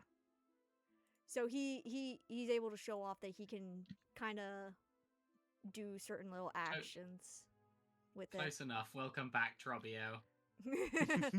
my first thought was, Damn. my first thought was like, oh yeah. My first thought was like, oh yeah, maybe something water related. I'm like, I don't think that's a fucking thing they can do. I'm thinking water canassies. Oh, I need to play one again. You But seem to really like Ganassi. yeah, I really They're do. neat. They're fun. Just like the color green. The color green rules for, like, the record. Yeah, every character I does. have has green eyes. Of course, you would say that. Huh? Me? I don't know what Archie you like mean. and also What? other thing. Teehee. A bunch of Slander. stuff. yes, but A bunch of reasons. but he. Let me see. Where are we? Okay, let's see where we're at right now. I will say, Morgan seems noticeably not opposed, but like noticeably disapproving of the idea that it's a marriage setup. They are much more concerned about everyone's safety than the potential that it could be that. Could be a lot of things. But but Dante just looks at you guys and is like, "Is there any way you guys could maybe help me with stopping this other me? Absolutely. I do know a couple different entrances on how to get in. There's one, and he kind of points off to the side how there is actually an opening to a underground part, and he leads you guys to it. And it actually does state that this is a basement for part of the playhouse that has a lock and chain. And he explains, I've been looking at this lock for a good I while. love spooky theater basements. They are literally an ethereal place on Earth. I love spooky theater basements. Yes. Spooky theater basements. But he looks at it, he's just like, I think I could probably pick the lock as best as I can. I have like a couple of things that I took with me before I got kicked out and that whole situation. I can give it a shot. It'd get us underneath. Hmm.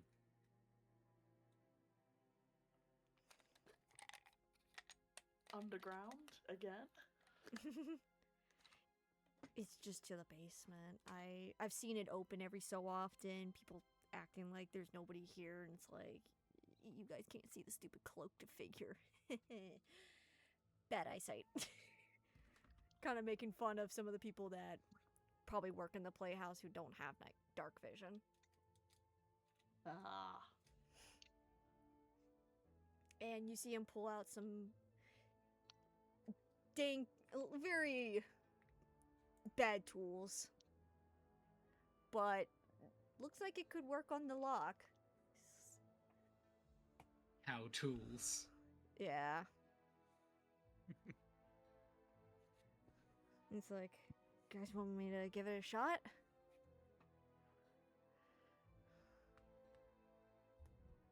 Why not at this point? Okay. And Go on. you see him going at it.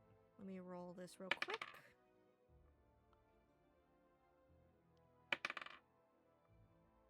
Okay. There we go. The first try he goes for it, you can see one of his tools kind of snap. But then he takes a look at it, tosses it to the side, reaches into his pocket, grabs another one, and goes right back to what he was doing, kind of leaving that extra piece there. And then just before you know it, you hear a click. And you see the lock open and kind of fall with the chain. And he takes the pieces that he was using, sticks them back underneath his cloak, and he's like, well, I didn't know that was gonna go as smoothly as I thought it was. But now we're kind of in. Let's just hope they don't actually surveillance this area as frequent as I think they might. Ow, what the fuck? And you see him opening the doors to down below. And inside is just dark. For those who have dark vision, it kind of looks a bit cluttered, but you can see decently okay. For you, It's Elowen. fucking dark. It's a dark fountain. Obviously, for you, Elowen, you can't quite see that well in it. But going into the basement itself, you see Dante kind of looking around for a second before he reaches up and you hear a click. And you see some lights turn on as some flicks of fire come on different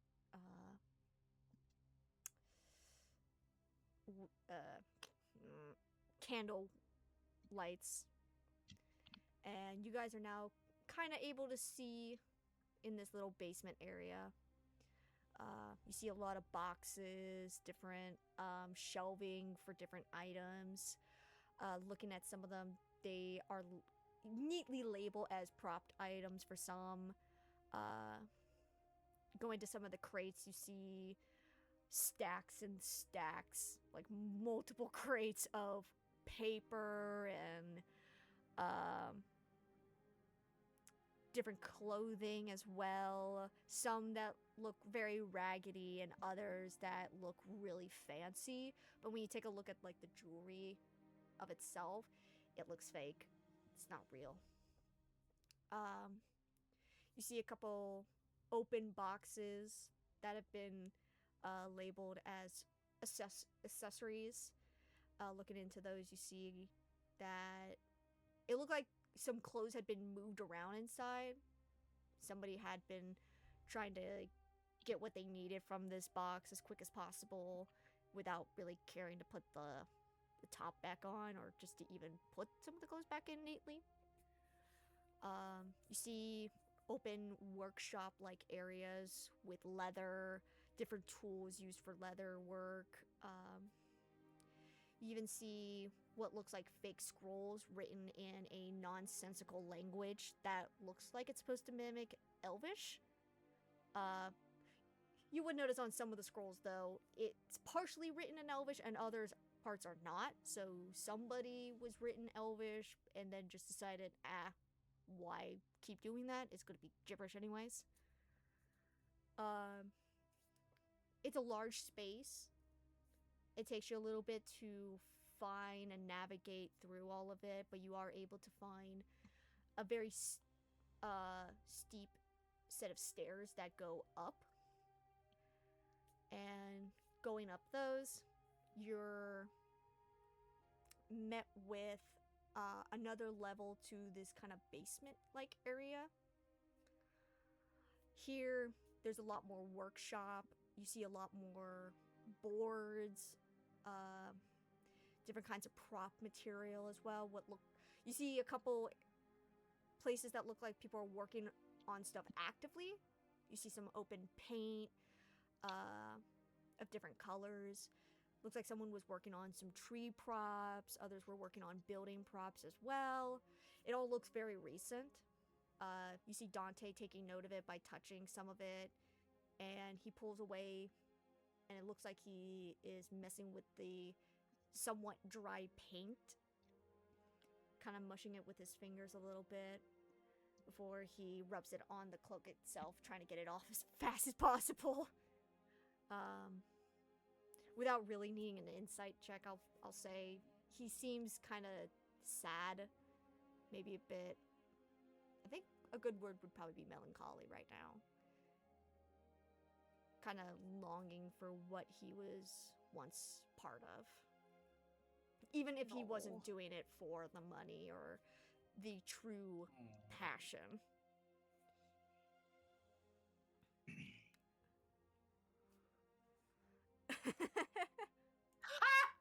That's funny. But you guys make your way through. In no mic for Liam. Yeah. Thank you. You guys continue making your way through. This time you find a ladder. Or Macduff. You find a ladder that goes up more, and Dante takes the lead as he goes to push on it. And it's a little bit tricky at first to get it to open, but he does manage to fully pop it open. As you hear the sound of the wood smacking up against the ground, like the flooring itself.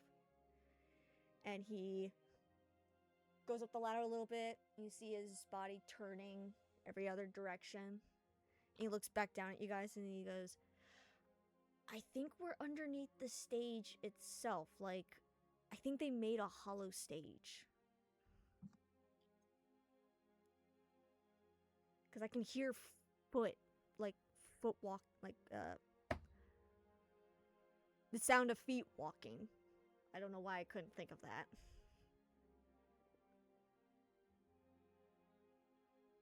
Sorry, was that from above us or around us? It's above you. You can you start to hear it a little bit more as some of the footsteps come over you guys a little bit, but you're not able to see it, but you can hear it a lot easier. And it kind of echoes. And it's a little bit dampened as well.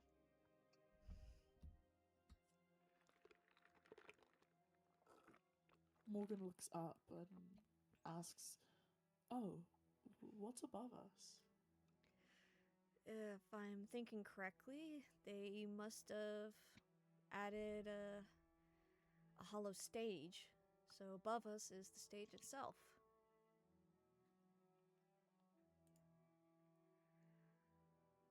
My only guess is they were wanting to have fun with drop scenes where they make a little chute and let somebody fall through. They probably have people underneath here to catch them or add a cushion or something. But that's my best guess for why all of this is hollow and whatnot. But the fact that the basement area is underneath here, it's kind of genius. I would have figured they would have put this somewhere else. But let me get up, and you see him get off of the ladder and allows you guys to also climb up into this space.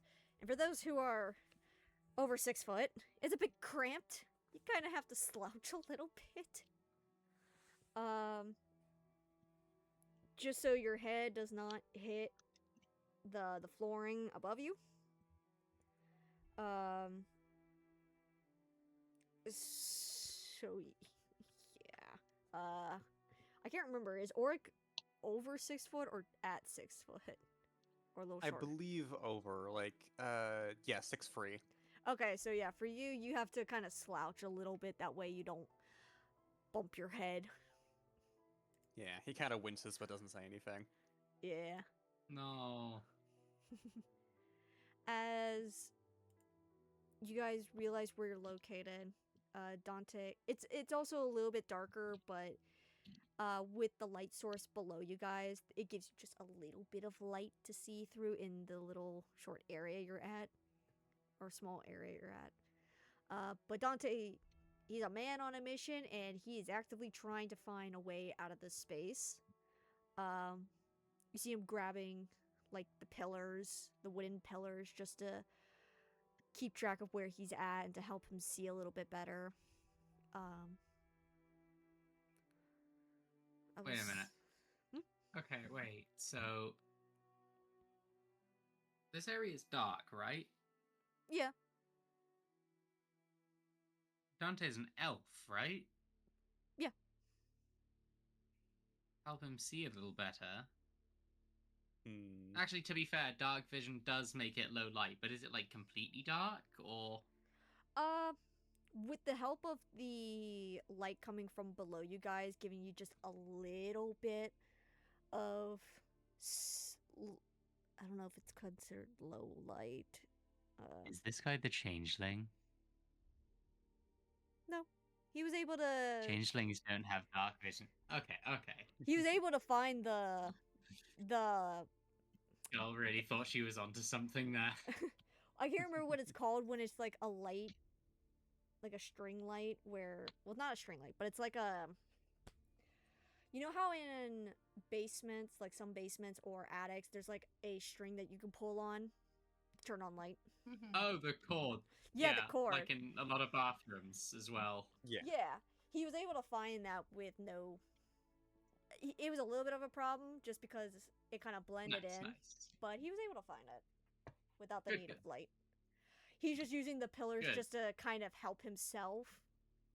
I am, of course, being led around. Would he notice that? That seemingly an elf has to be led around in the darkness? Let me actually do a roll on that just to see if he does notice.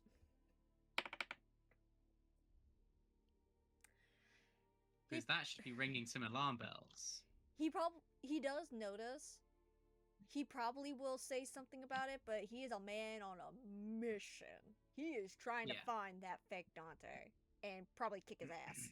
But he does I wonder if notice. the party can hear Octavia and Dante from under the stage. Yeah.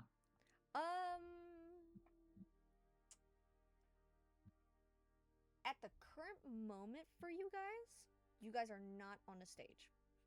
You guys Uh-huh. Fair enough. are off, but the current people on the stage are like the stage crew that work on like backgrounds and whatnot. Fuck yeah, I love tech. Yeah, tech. Shows don't happen without them. Looks at you Yeah. with my big old eyes. But he would notice that you aren't having as an easier time as he is. But he has his mind set on trying to find that Fank Dante and do something to him. Uh-huh. But he kind of does eventually find the exit, which is another like kind of trap door. This one does not require a ladder. It looks like it. Oh my goodness, my brain. Yeah, it doesn't require any kind of ladder to get in and out of it. Besides, hopefully either strength or somebody who can lift you up. Doing so, he lets you guys know that this is located right here. And he says, he's like, I'm gonna see if anybody is able to see us or if we're behind a curtain real quick. And he pops his head up and you see him kind of turning around a couple of times looking. And he pops his head back down. He's like, there are some people on the stage, but they all seem to be talking amongst each other. And if we do this just quick enough, we can get behind the curtains right here, and they won't be able to see us. We just gotta be quick.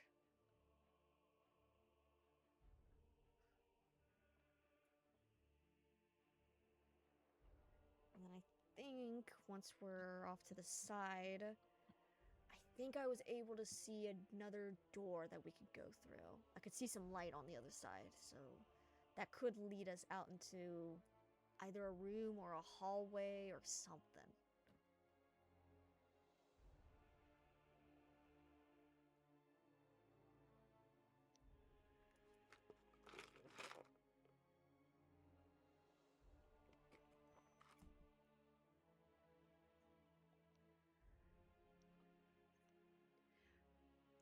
But as assume you guys are gonna try and sneakily get out of the hollow stage and get to the side, correct? Hollow.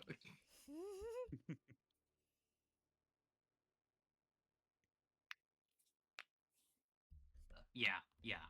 Okay. If in doing so, just give me a stealth check with advantage. I'll say Okay. I'll say for Martin, whatever you guys get, I'll add a certain amount for them real quick, with the help of Dante as well. 14. Would Oric have advantage on this since he's also having to slouch, or is this a higher ceilinged area? You guys are going from a low ceiling to the ceiling is like a good 1,000 feet up. Okay. Like I said, you do get advantage. 1,000. Yeah, it's a tall place. I'm just Well, like, thank God for How the advantage. was my fuck? first one on that one. 1,000 feet. I'm over exaggerating. Uh-huh. Anyway, it's 22. Okay. Yeah, with you guys and Dante doing decently well as well. All of you are able to get out, even Morgan as well. You guys are off to the side. They don't even hear anything of what's going on. They are chit-chatting away in their space right now. And you guys are able to get to the side door, and opening it, you guys are actually able to see the long hallway that you guys have not seen yet. In this hallway, you don't see a lot of people currently. You do hear a lot of chit-chatting off to the left side. I would say you're kinda able to make out on the same wall as the door this is attached to.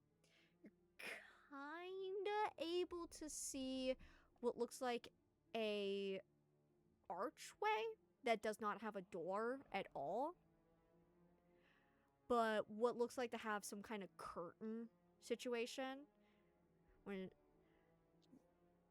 So that's where you're able to hear a lot of the noise, especially since there's no door. But as of right now, the space in front of you, completely bare. There is nobody in sight.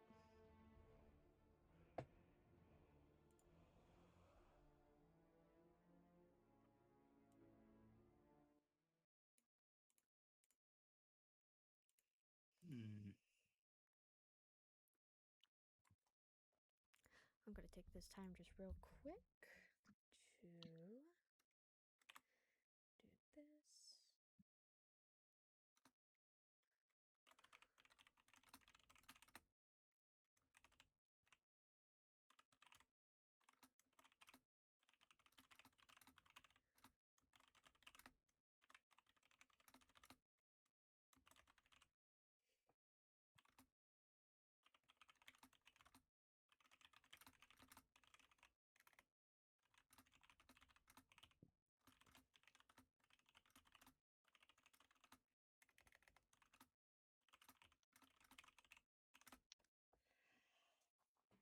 Dante looks to you guys and is like, do we try and see where this fake me is? There's a couple doors here. He could be in either one. Maybe get lucky. I've not been in this playhouse before, if I'm being honest. It looks kind of new by what I can see, especially with some of the light fixtures.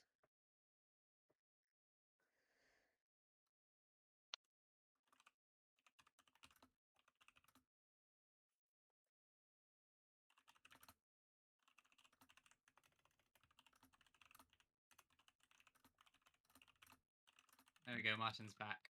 Nice. Nice. Martin, what happened was you guys were able to go through all the sections with ease. You guys were able to find a trapdoor that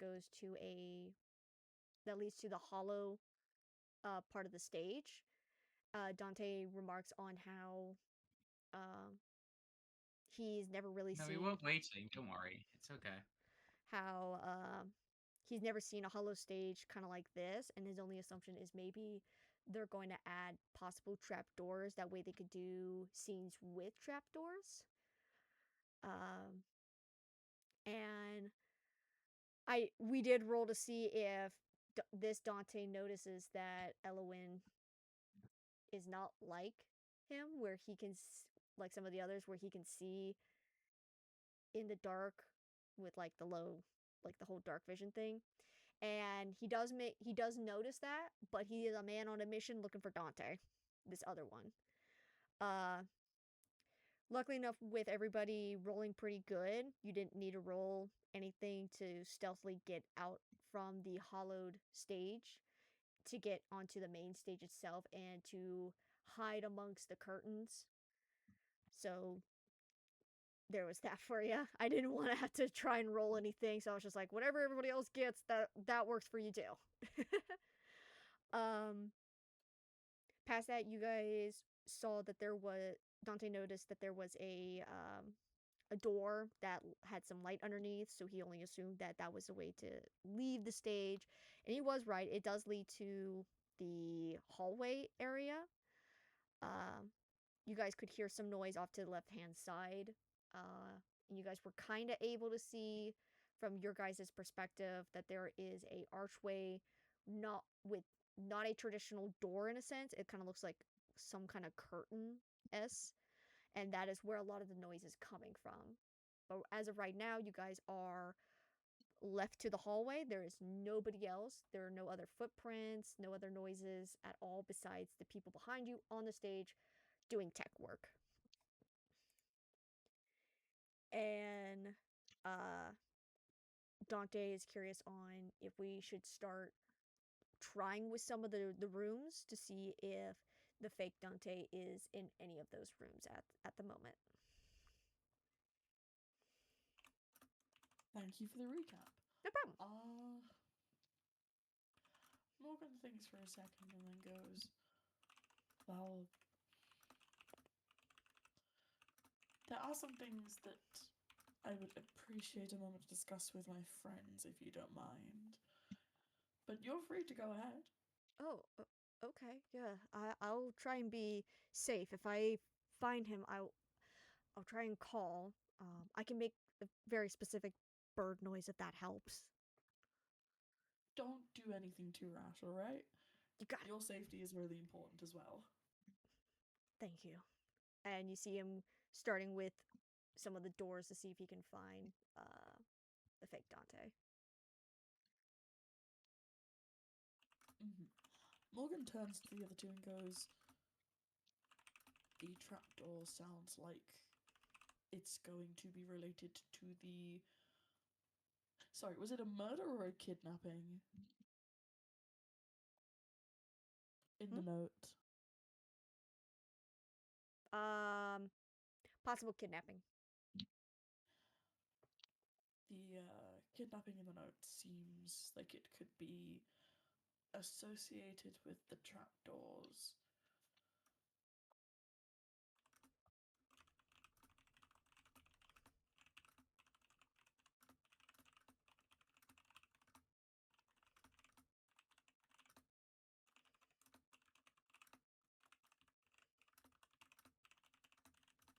I don't know. I could be overreacting or jumping to assumptions, but I'm just concerned.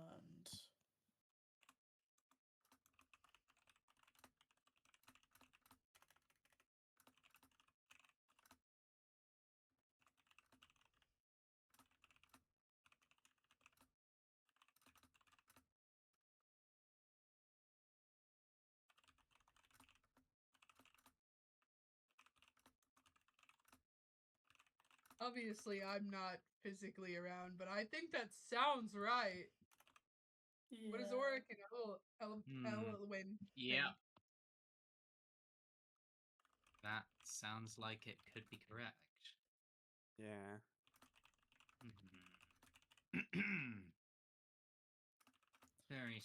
No, this whole thing. Ugh. Yes. Unfortunately, it's all we have to go off. I wish we knew more. Hmm. So what we have is If I didn't know better, I'd wish we had some of my sisters to work together with on this. They've worked their way through a lot of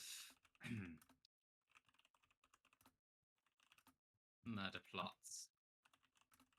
I see.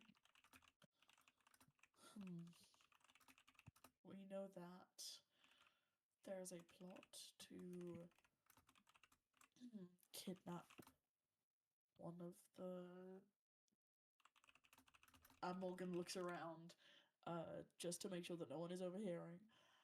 Kidnap one of the honeys, and we know that there is some kind of hubbub about an event occurring here in a couple of days, and we know that there is a doppelganger kind of shapeshifter who seems to have stolen someone's life and seems to be planning something. And now there's trapdoors under the stage. Gosh, that's more than I thought it was. But it's still. The thought feels half formed, but I don't know. No, you're onto something, I believe.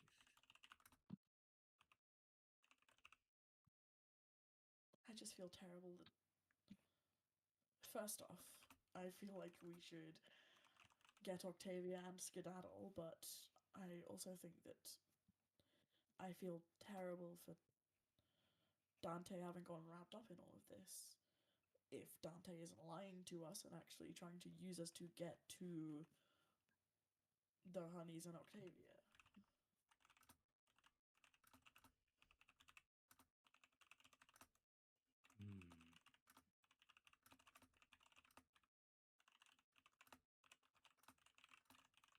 This is quite the conundrum, isn't it?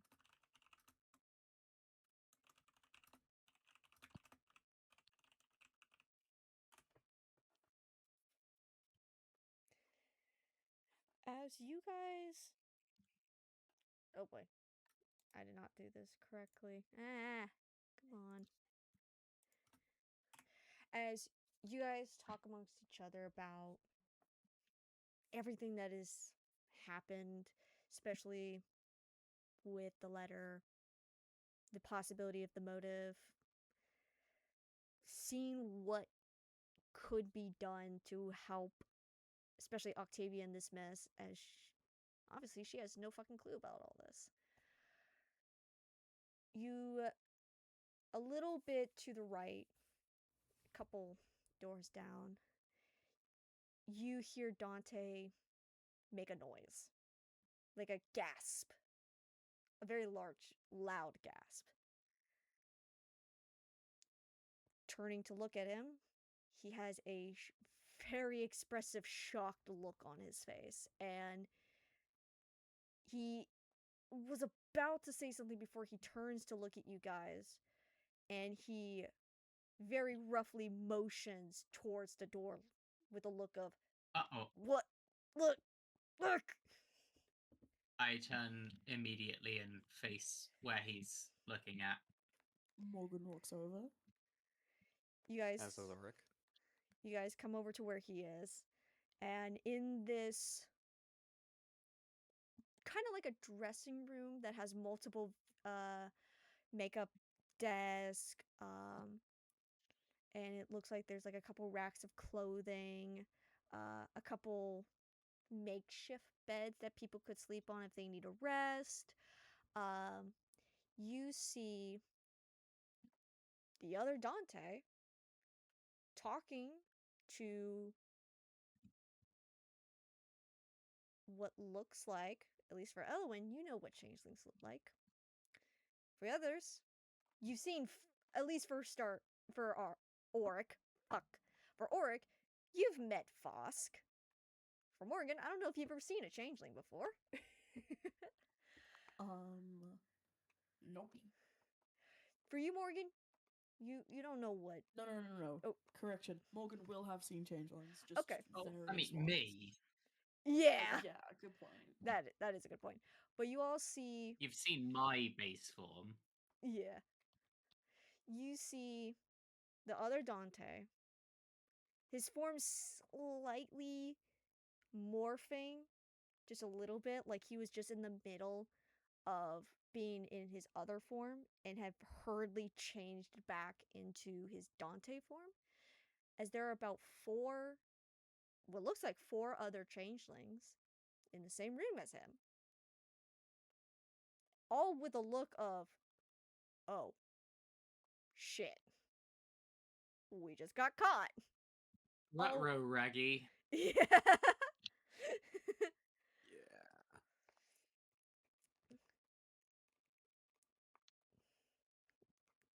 Everything is quiet for just a moment before the Dante you guys met screams and immediately starts to go after the fake Dante. You see him draw out a dagger and you hear him just screaming out just nothingness. Just a very, I think a good word would be like, is it primordial? No, it's not primordial. Primal scream. Primal? Yeah. Yeah. As he goes to immediately start trying to attack the fake Dante. All the changelings, all the other Devious move. all the other changelings kind of scatter.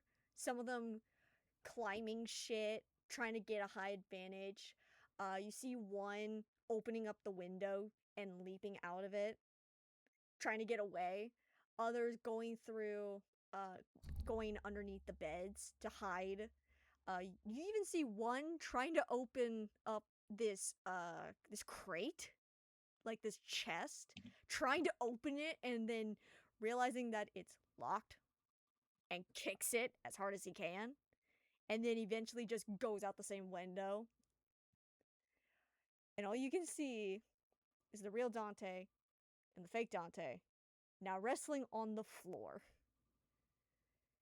And you can tell which one's the real one because he's still screaming his ass off, while the other one just has a look of fear, not showing a look of fear.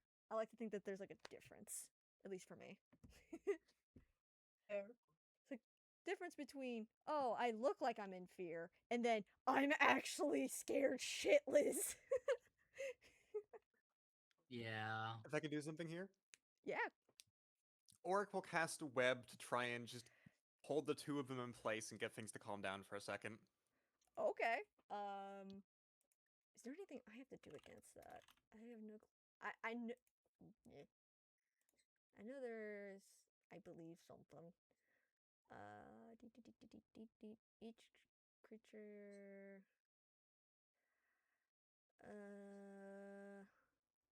Or that enters them during its turn must take a dexterity saving throw. Okay. So I think I have to make a dex save for both. That's no problem. Yeah, I believe so. Let me check here. Okay. Ow.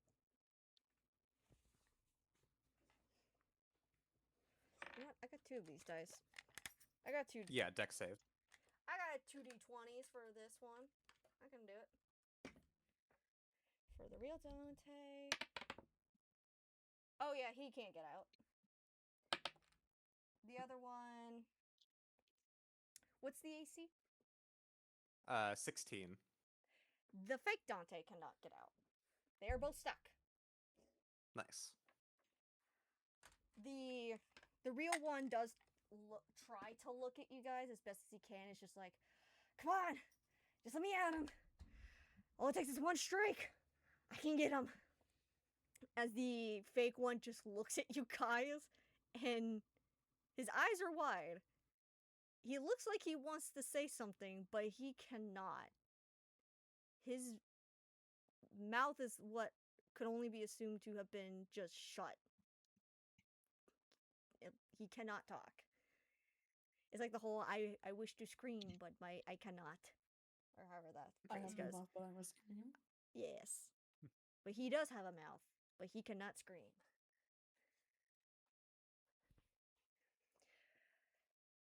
So now both are just stuck. The real Dante is squirming a little bit. He's trying. He's trying his best to get out. He can't. And the other one's just stiff. He's not moving. All right, look, can you drop your disguise so we can talk like adults?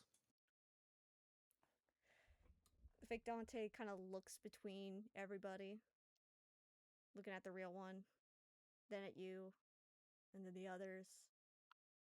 And then his eyes kind of dart to where the other ones were hiding, trying to see if they would do anything. And I will say you can kind of see where some of them are at, especially the ones that are hidden underneath the bed, as the beds are not properly made just yet. They also look kind of petrified, so they're not gonna do anything because they're scared.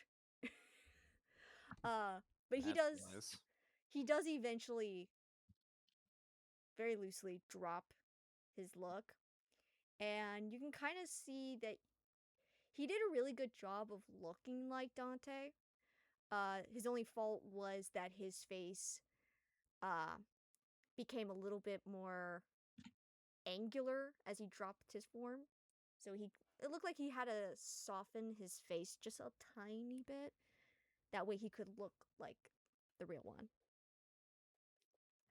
And he just stares at you with no emotion. We know that you have been impersonating Dante for a couple of years. We don't know all the details, of course, but we know that much.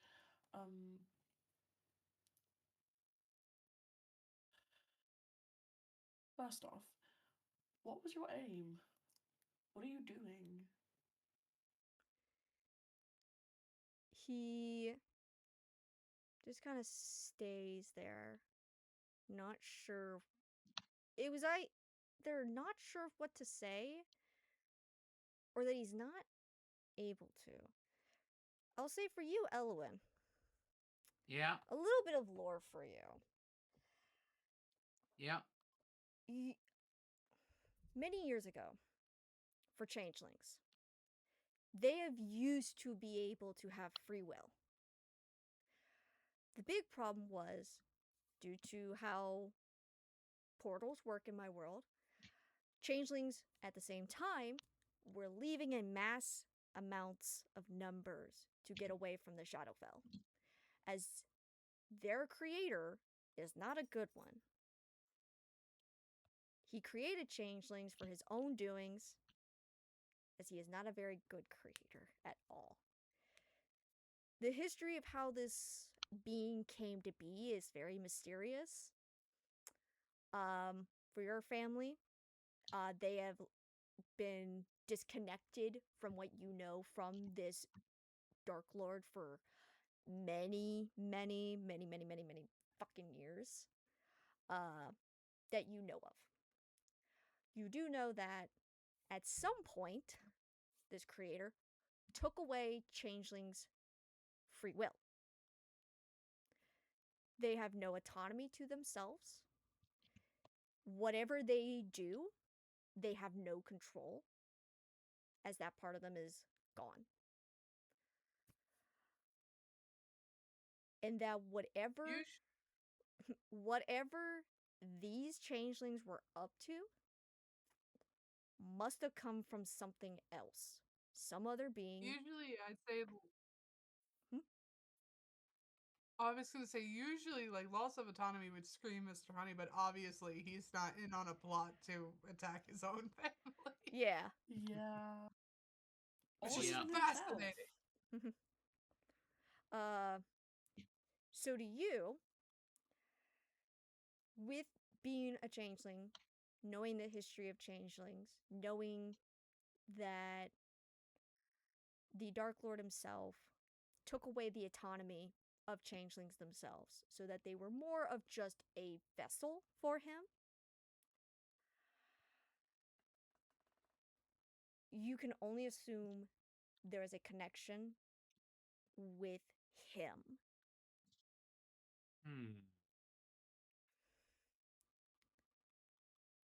Would Alwyn have explained this? Yeah, Mhm. yeah. I'll confer my knowledge of the history of changelings. Mhm. Morgan asks, so you are working for... Which does actually provide a bit of like motive and sympathy towards my own family of like Yeah. a race of purely subservient slaves taking the throne of a kingdom. Mm-hmm. On top of that, any changelings that you guys would have met who had free will have been free for only, for some, only a certain couple of years. Like in the case of Fosk. Yeah. But continue. Morgan asks, why are you here? Are you here for our friend? Do you know who I'm talking about? The changeling looks towards you. And for the first time, meeting this person who, by your own recollection, does not have free will, something clicks in his eyes. A plead that somehow was able to show through for once. That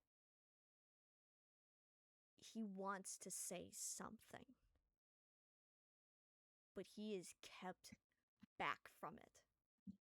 You can even kind of see it in his throat a little bit, how he's kind of taking in... you know how sometimes when you really want to say something, how, at least for me, Yeah. like whenever I have panic attacks, how my throat just, like, it's gulping for more air because it wants to say something. It God, wants to get the point yeah. across. Yeah. That's what this guy Yeah. is doing. He's trying to get air. He's trying to get that confidence, something to let himself speak. But he can't. He is held back. Morgan is going to use suggestion to try and see if magic can help, and goes, you can tell us. Okay. I gotta look up how suggestion works. At second level. Yep. It is a whiz save, but I believe he can choose to fail if he wants. You know what? If that is a choice, he chooses to fail it. And realizing he has that choice for a split second, he willingly lets himself speak with the magic. And what was that question just one more time? I had forgotten it. It was like, I don't know exactly what I said, but it was basically are you here for Octavia? He very, in a different voice than what if Octavia was here. Different than that. He says, yes and no. We were sent for a honey. And the way he kind of speaks is it wants to delve into a different accent. But he's trying to keep it as common as possible.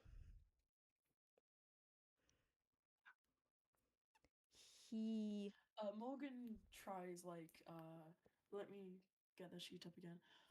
They try Elvish, Infernal, and Orc to see if any of those languages would be like more comfortable for the changeling. But like obviously, we'll still be talking in English for the sake of Oh, the wait, thing, and I only know English fluently. hold on. What about Sylvan? I What about like Sylvan? the kind of or I don't know, just like the kind of language of Fae. Yeah, I would say since um they were able to write in Infernal, Abyssal, Draconic, and some other language, they probably would understand those four and along with Common with ease. Probably because of who has been controlling them. Yeah. He probably knows a lot of languages. But like whichever is most comfortable for the changeling, Morgan will speak to them in, and like obviously relay it to the others. He Hmm. chooses to go with Infernal. He feels a lot more comfortable with it. Morgan asks, "Do you know which one?" It didn't quite matter who, just whoever we could get a hold of first. I see. It seemed to have been the easiest to go for the girl, as we have not been able to get closer to any other. Where is she? We had parted ways. She had to go talk to somebody. Do you know who? He seems to think of the name and is trying to think of how to say it in Infernal, but decides just to say it in Common. He's like, someone named Lola? Lola. And he nods towards you. Morgan kind of puts their head in their hands and just goes, "I see." Well, I was asking just in case I needed to worry, but we don't need to worry. Well, we need to Anyway. worry. No, well, we need to worry for our sanity, but Yes. maybe I not for know. her physical safety. Well, Thank you for talking to us, by the way. And he seems to kind of want to say something.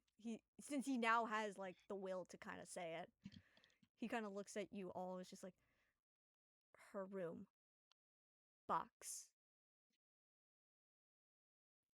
item, Box. fine. I can't believe Box. the Dark One would say no voice to cry suffering. And you can see everything kind of becoming harder for him to say as he has to take it to just simple words. Her room, last box, object, smoke, our realm. Before you could see his mouth kind of going more stiff, as if something realized he was talking. Thank you, Kin. You say that, and the real Dante just I see. looks, kind of tries to look at you like, Kin? Fuck you mean, Kin? Yes. Yes, you may have worked out I am no true elf. You're not with him, right? No, no. Good. Frankly, the moment I found out that there could be changeling activity here, I was terrified. I am personally on the run from my own family. Oh. Opposites of me. You're on the run from family, and I'm trying to get my family back. A noble goal. Yeah. So that means you're not, by the sounds of it, controlled by something else? No. No. Not like many of my kind. Okay. I guess that's good. And he kind of seems confused on how he's supposed to feel. He's very conflicted. He's like, well, damn. Now I don't know how to feel. I hate this changeling, but you're nice. There can be multitudes. uh. So. Hating an entire species based off one example is a terrible decision, trust me. Yeah. Well, I mean, look what they've so far done to me. And probably a whole bunch of people. Sounds like these people are trying to hurt others. This is one example. That is fair. I understand your anger, but just don't take it out on our friend, please. Element is important to us. Hey, I mean, she was helpful. So I can't fault her. I still want to kick this one's ass, though. Of course. I don't know. They seem to be under the control of something else. I wouldn't Yes. take your anger out on just Hold on. them. I'd probably have been taught stuff about the this presence. Is there like, would I be able to work out if this was specifically under the control of him, or if someone else had hijacked it? There is only one person or thing that can control its own kind, and it's him, aka Dark Lord. Okie dokie. As history says, he took the free will from changelings after realizing how many were escaping and said, not anymore, and took it away from them. Kind of like how another god could do the exact same thing too, if he chooses to, but he's too nice.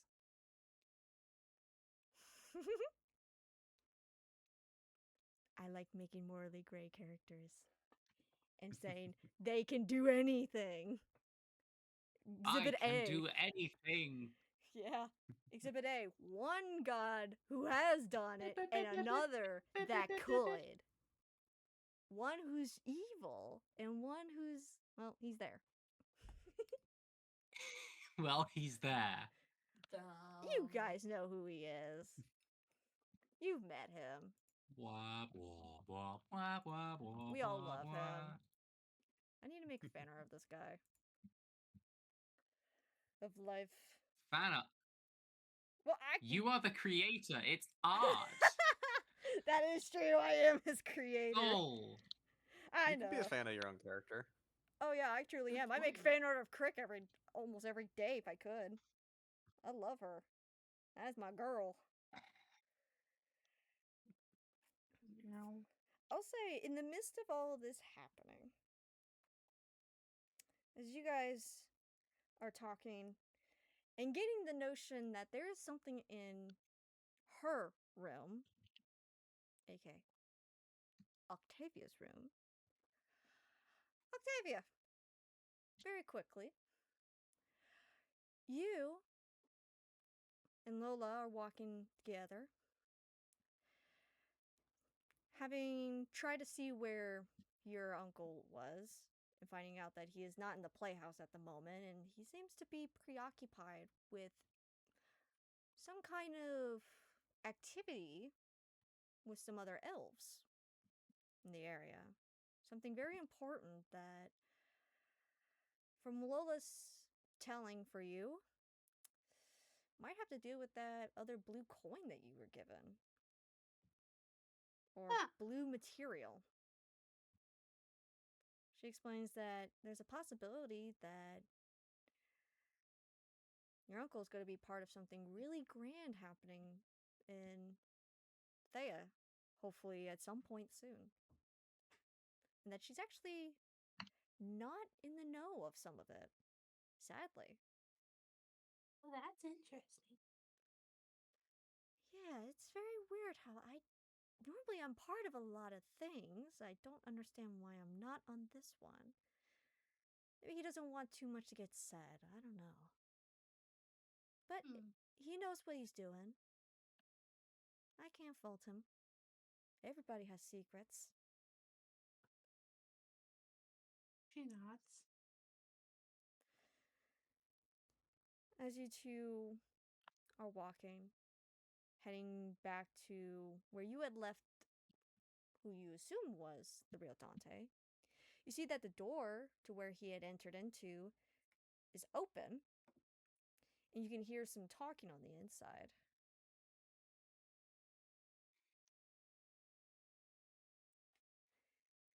He's going to pause and see if she can hear anything.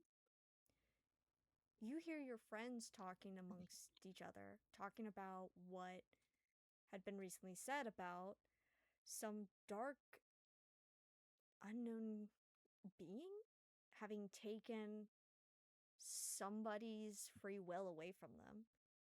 And Lola, who's only like a couple feet behind you, like inches behind you, kind of is just like, what dark presence? That makes no sense on why one would take another's free will. That does not make sense. Is that your friends or some fan who's making up So- stories?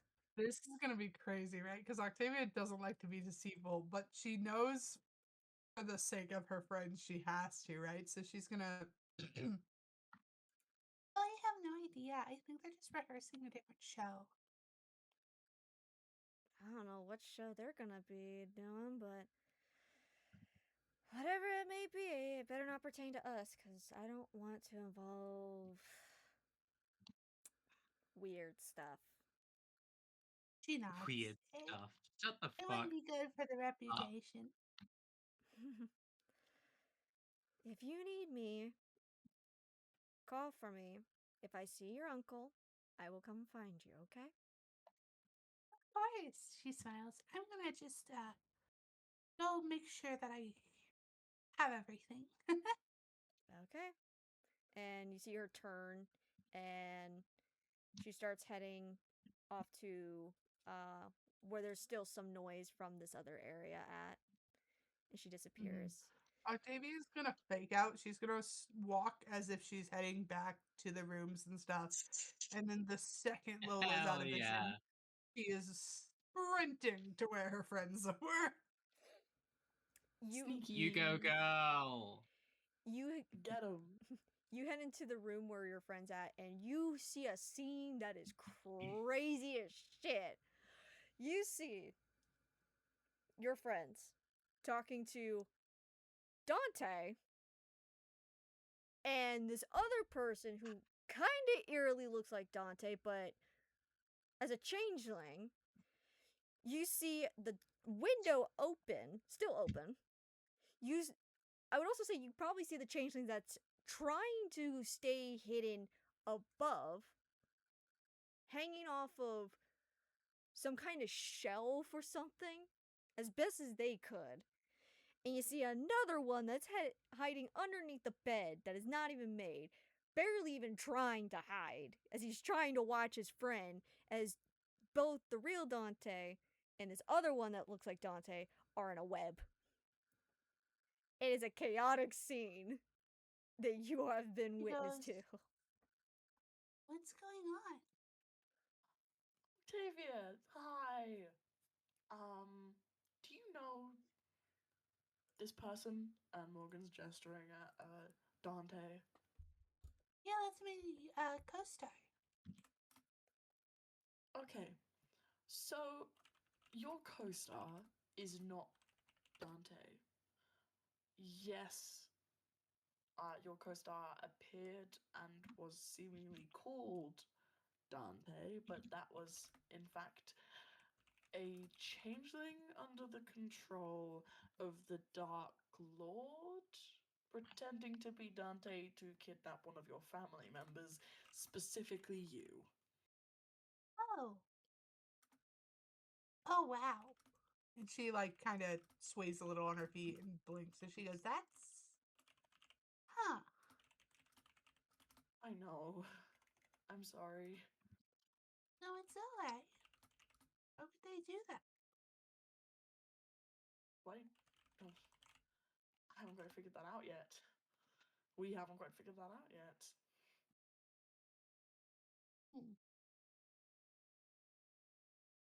If someone needed me to go somewhere, they could just ask. I don't think it would be for any good reason. You wouldn't want to go willingly, I'm sure. She nods. Well, would. We asked them some questions a little bit ago, and it seems like they stopped being able to talk after a while. They. This... It. Go ahead. Yeah. They aren't quite like me and my family. They weren't so lucky in being able to break free of control. Ah, It's unfortunate, to say the least. Oh, no mic.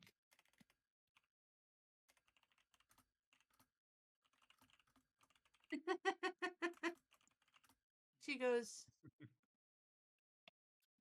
but everyone's safe now, right?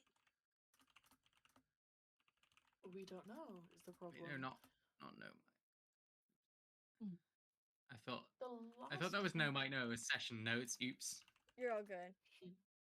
Don't worry. The last thing that they said was something about a box in your room. And something about smoke? Would you know what they meant? Well, I got a couple gifts, but, like, I think so. What was it that they said specifically? Did I say to Elwyn, assumedly, or Auric?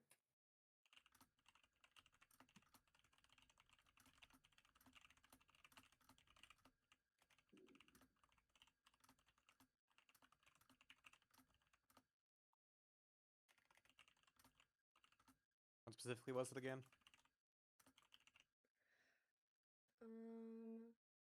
It was like a black material of smoke.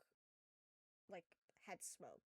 It was very loose on, as he was being reconstrained from speaking. I see. Yeah, Morgan shakes her head and goes, I'm not quite sure, but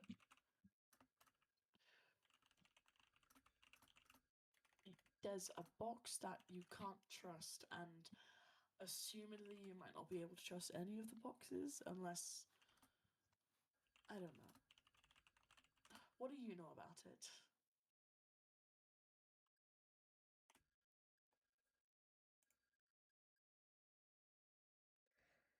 I will say, Octavia, you actually were given something just like this.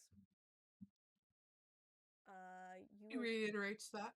Yeah, you had a box that had this exact material that when you held it, it put a dusting of black on your hands, but you were able to easily wipe off. She explains that. Oh. And you thought this was a present from your uncle? I thought it might have broke in transit.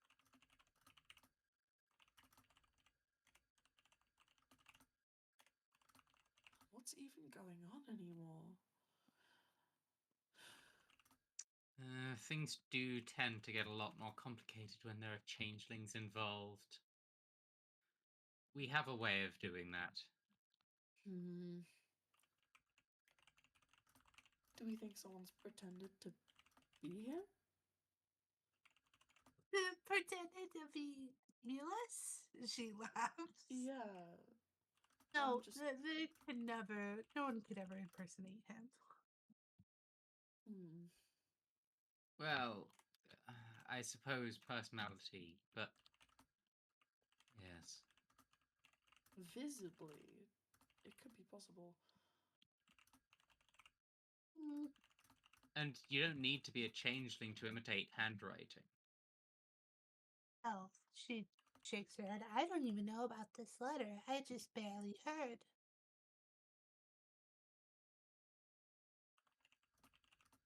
Should we go take a look? I mean, Sure. maybe my And she's like, if everyone's safe here, you can follow me to the room. Morgan looks at Ellen and goes, Are they, are they fine, or do we have to worry about them? Talking They're about the fine. changelings that are hiding. They should be okay. I'm not sure. We'll deal with it if it comes to that, but let's go take a look, I Yes. suppose. You will be fine. I say aside to the changelings. The one that is currently You trapped will. in the web kind of just blinks at you while the others kind of nod, but they still look both empty-minded but also worried for once, so in some kind of emotion. Ah.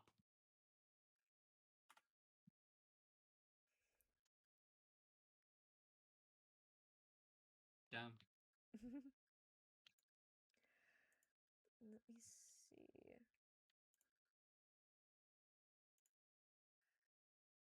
I'll say, as you guys head back to the Octavia's room, you see the boxes that she had, you see the gifts that she was given. You see some of the earrings that she had been given.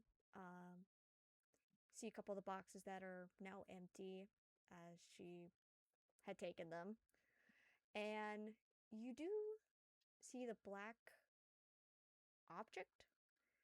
And you see that in the box itself, it has kind of caused a little bit of smoke to surround it, but it's not pooling out of the box. It's kind of being kept contained inside. Mm-hmm.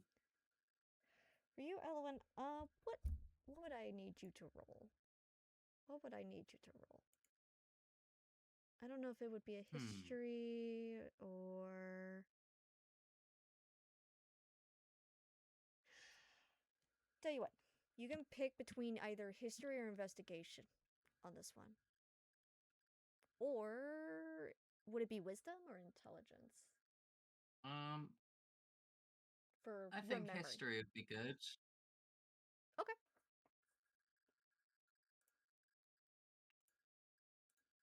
That's a natural 20 for 28. Hell yeah. Nice. Man. If I could make my voice sound like I am eating this mic right now, I would. Because you know what this is. You know where this came from. Uh-oh. You don't know how this portal was able to show up, though. As knowing about the one portal that was located near the person that made the autonomes and the warforges, as she was able to keep track of the portal to the Fey realm,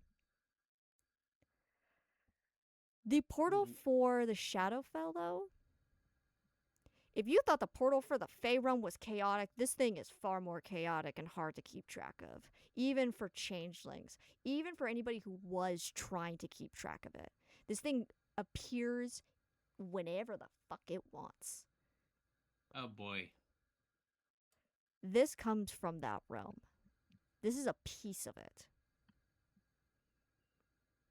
Oh man. You know this because in your family, before they were set free, they had pieces from that realm, kept contained as to study it, to see what this material is, to see what its properties could be used for. So far, the research for it is still faulty. There's not much that has been noted. It holds no magical properties besides the fact that it just has smoke constantly around it at all times. You know that in large chunks of it, it blocks out an entire space on its own if it's contained. But the fact that it is here means somebody knew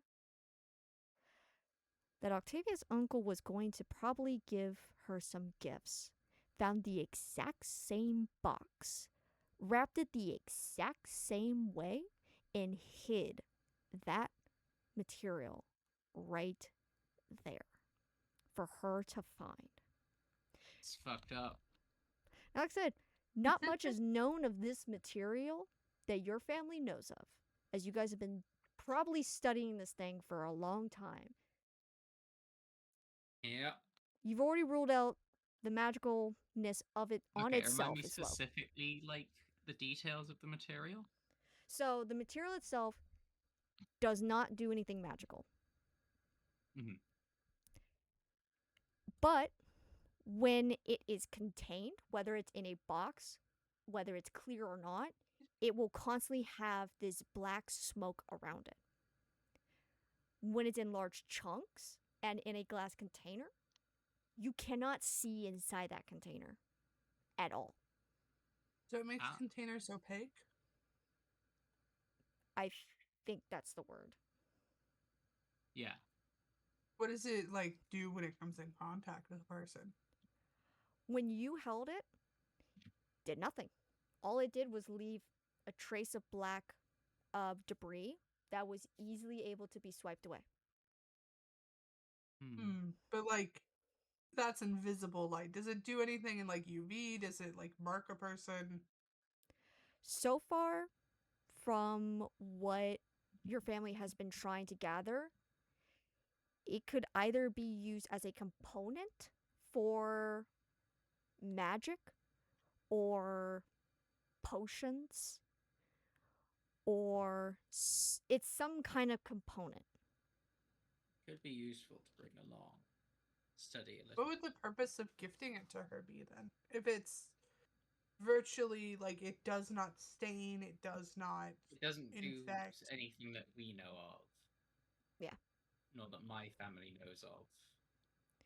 But that doesn't mean that him himself knows what it does, as he has Is control it just like over a calling changelings. card then? Is it like him kind of flaunting that like his plan was working? Or it Mm, might genuinely be something that has some unknown function that we couldn't possibly know yet. Yep. Fair. I think I'm trying to think too much. Nah, you're good. We have not reached the end of the detective story. We do not have all of the clues. Yep. Precisely. Yep. Yeah, she's like, so that's a little bit odd. Very odd. Morgan is like inspecting the other boxes just in case.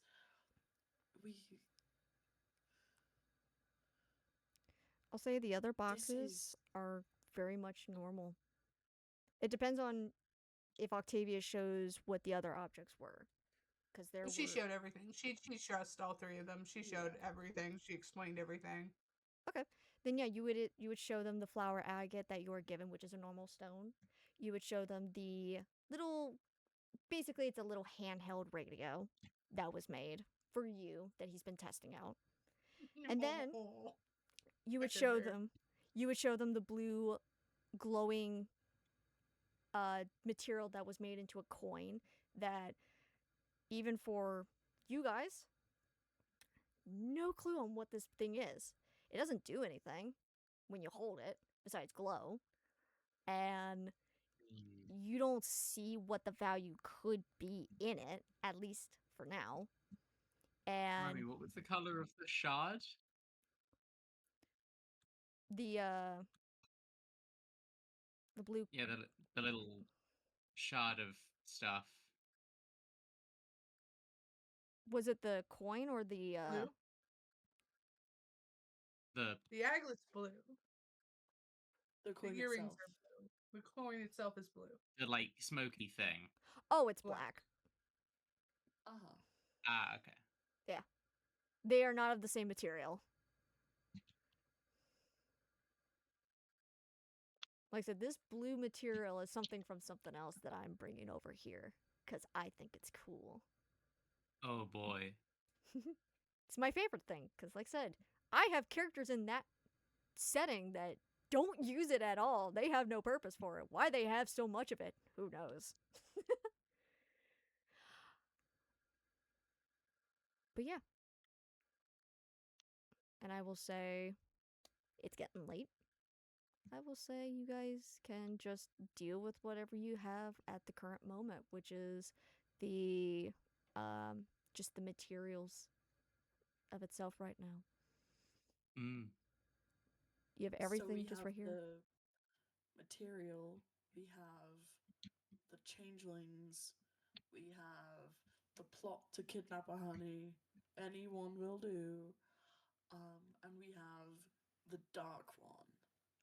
Lots of little pieces. Mm-hmm. A I lot of little Morgan. pieces. Morgan looks at the thing and goes, I can't see where any of this is going. Mm.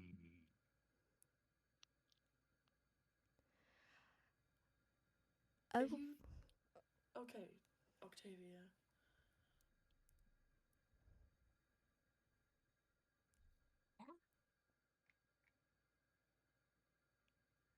Just I know it can be the idea that you find out that you were going to be kidnapped is probably harrowing. Wouldn't be the first time. Wouldn't be the not. base. And it's not. And Morgan looks Base incredibly concerned. response. No, it's at least the second or third. Oh no. Well, Oh that's something we can no. relate to one another on, at least. She laughs. You see, I've said it before, but having a family of the only ones in the world who can do a certain magical ability, it does kind of make you more sought after than one might want at times. Suppose you could say Mm, that. yeah.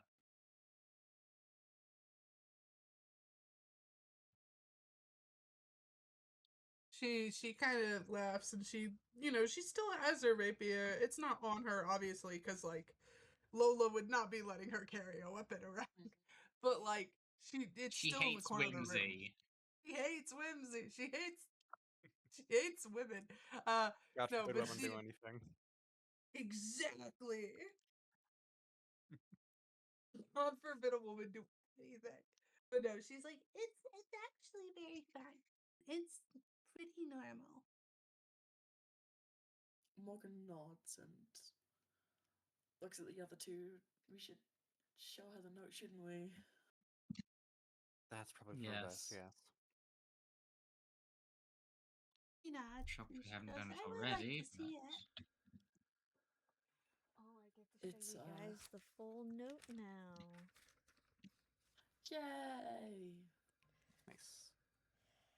Let me, because with you, Octavia, you said you know a certain language. Now, don't you? Uh-oh! I know. You know the one that I can't fucking say. Because I struggle. The one that starts with an Valid. S. Sylvia? Sylvan. Sylvian. Sylvan. Sylvan. I don't know why my brain can't comprehend that that's how you actually would say it. It's like, what?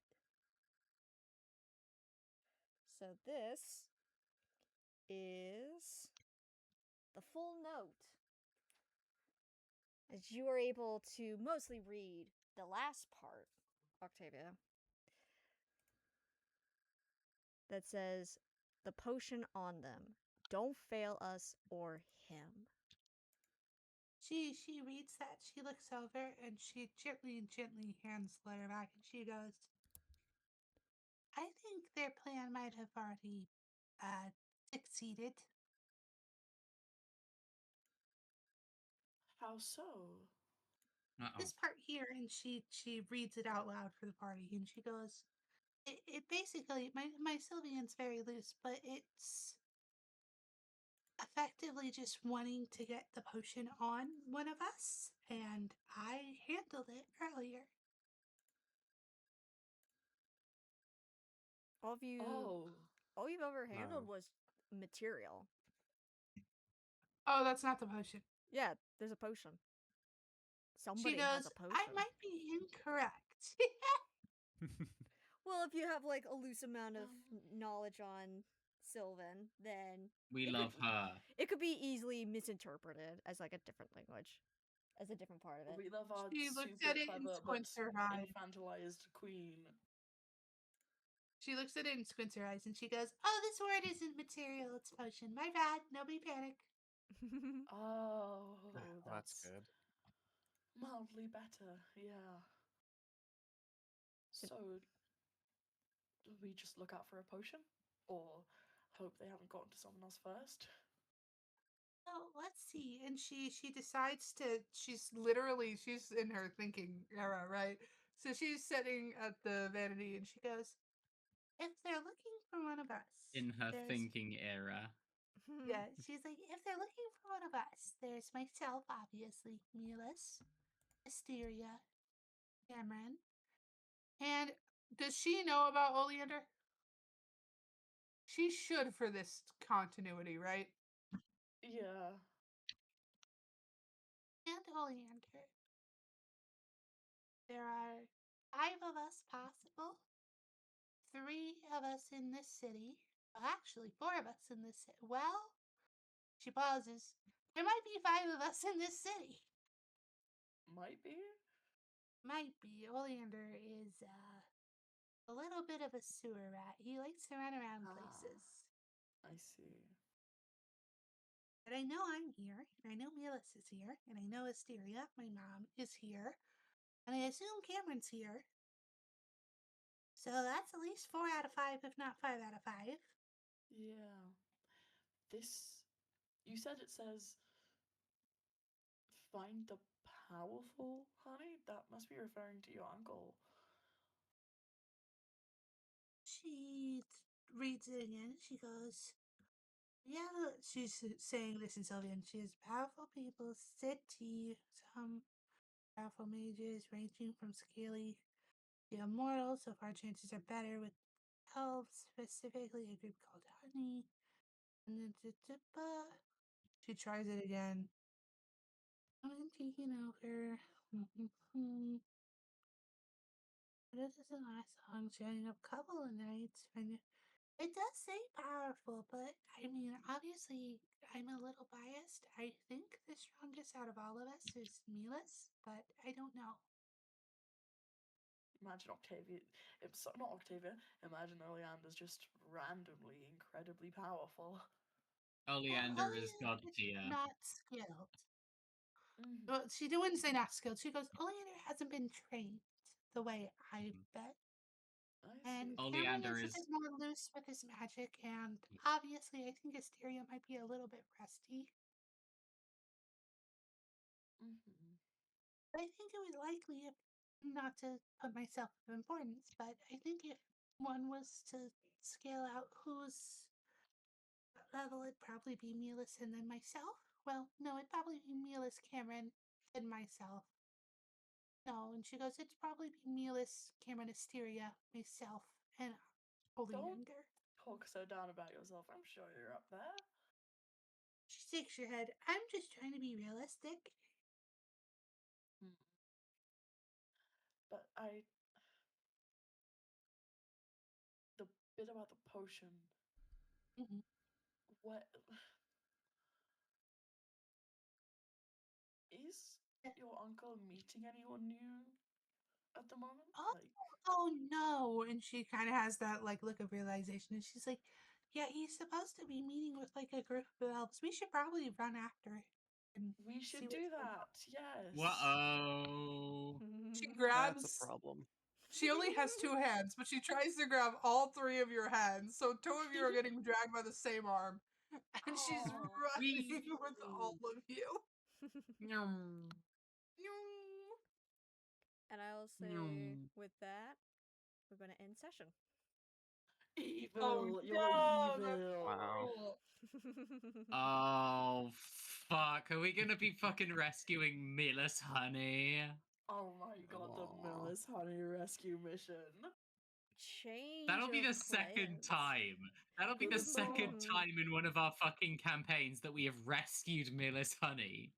A Who'd ch- think that we'd be rescuing Fuck's Millis sake. more than we're rescuing Octavia? a change of plans on who the target is.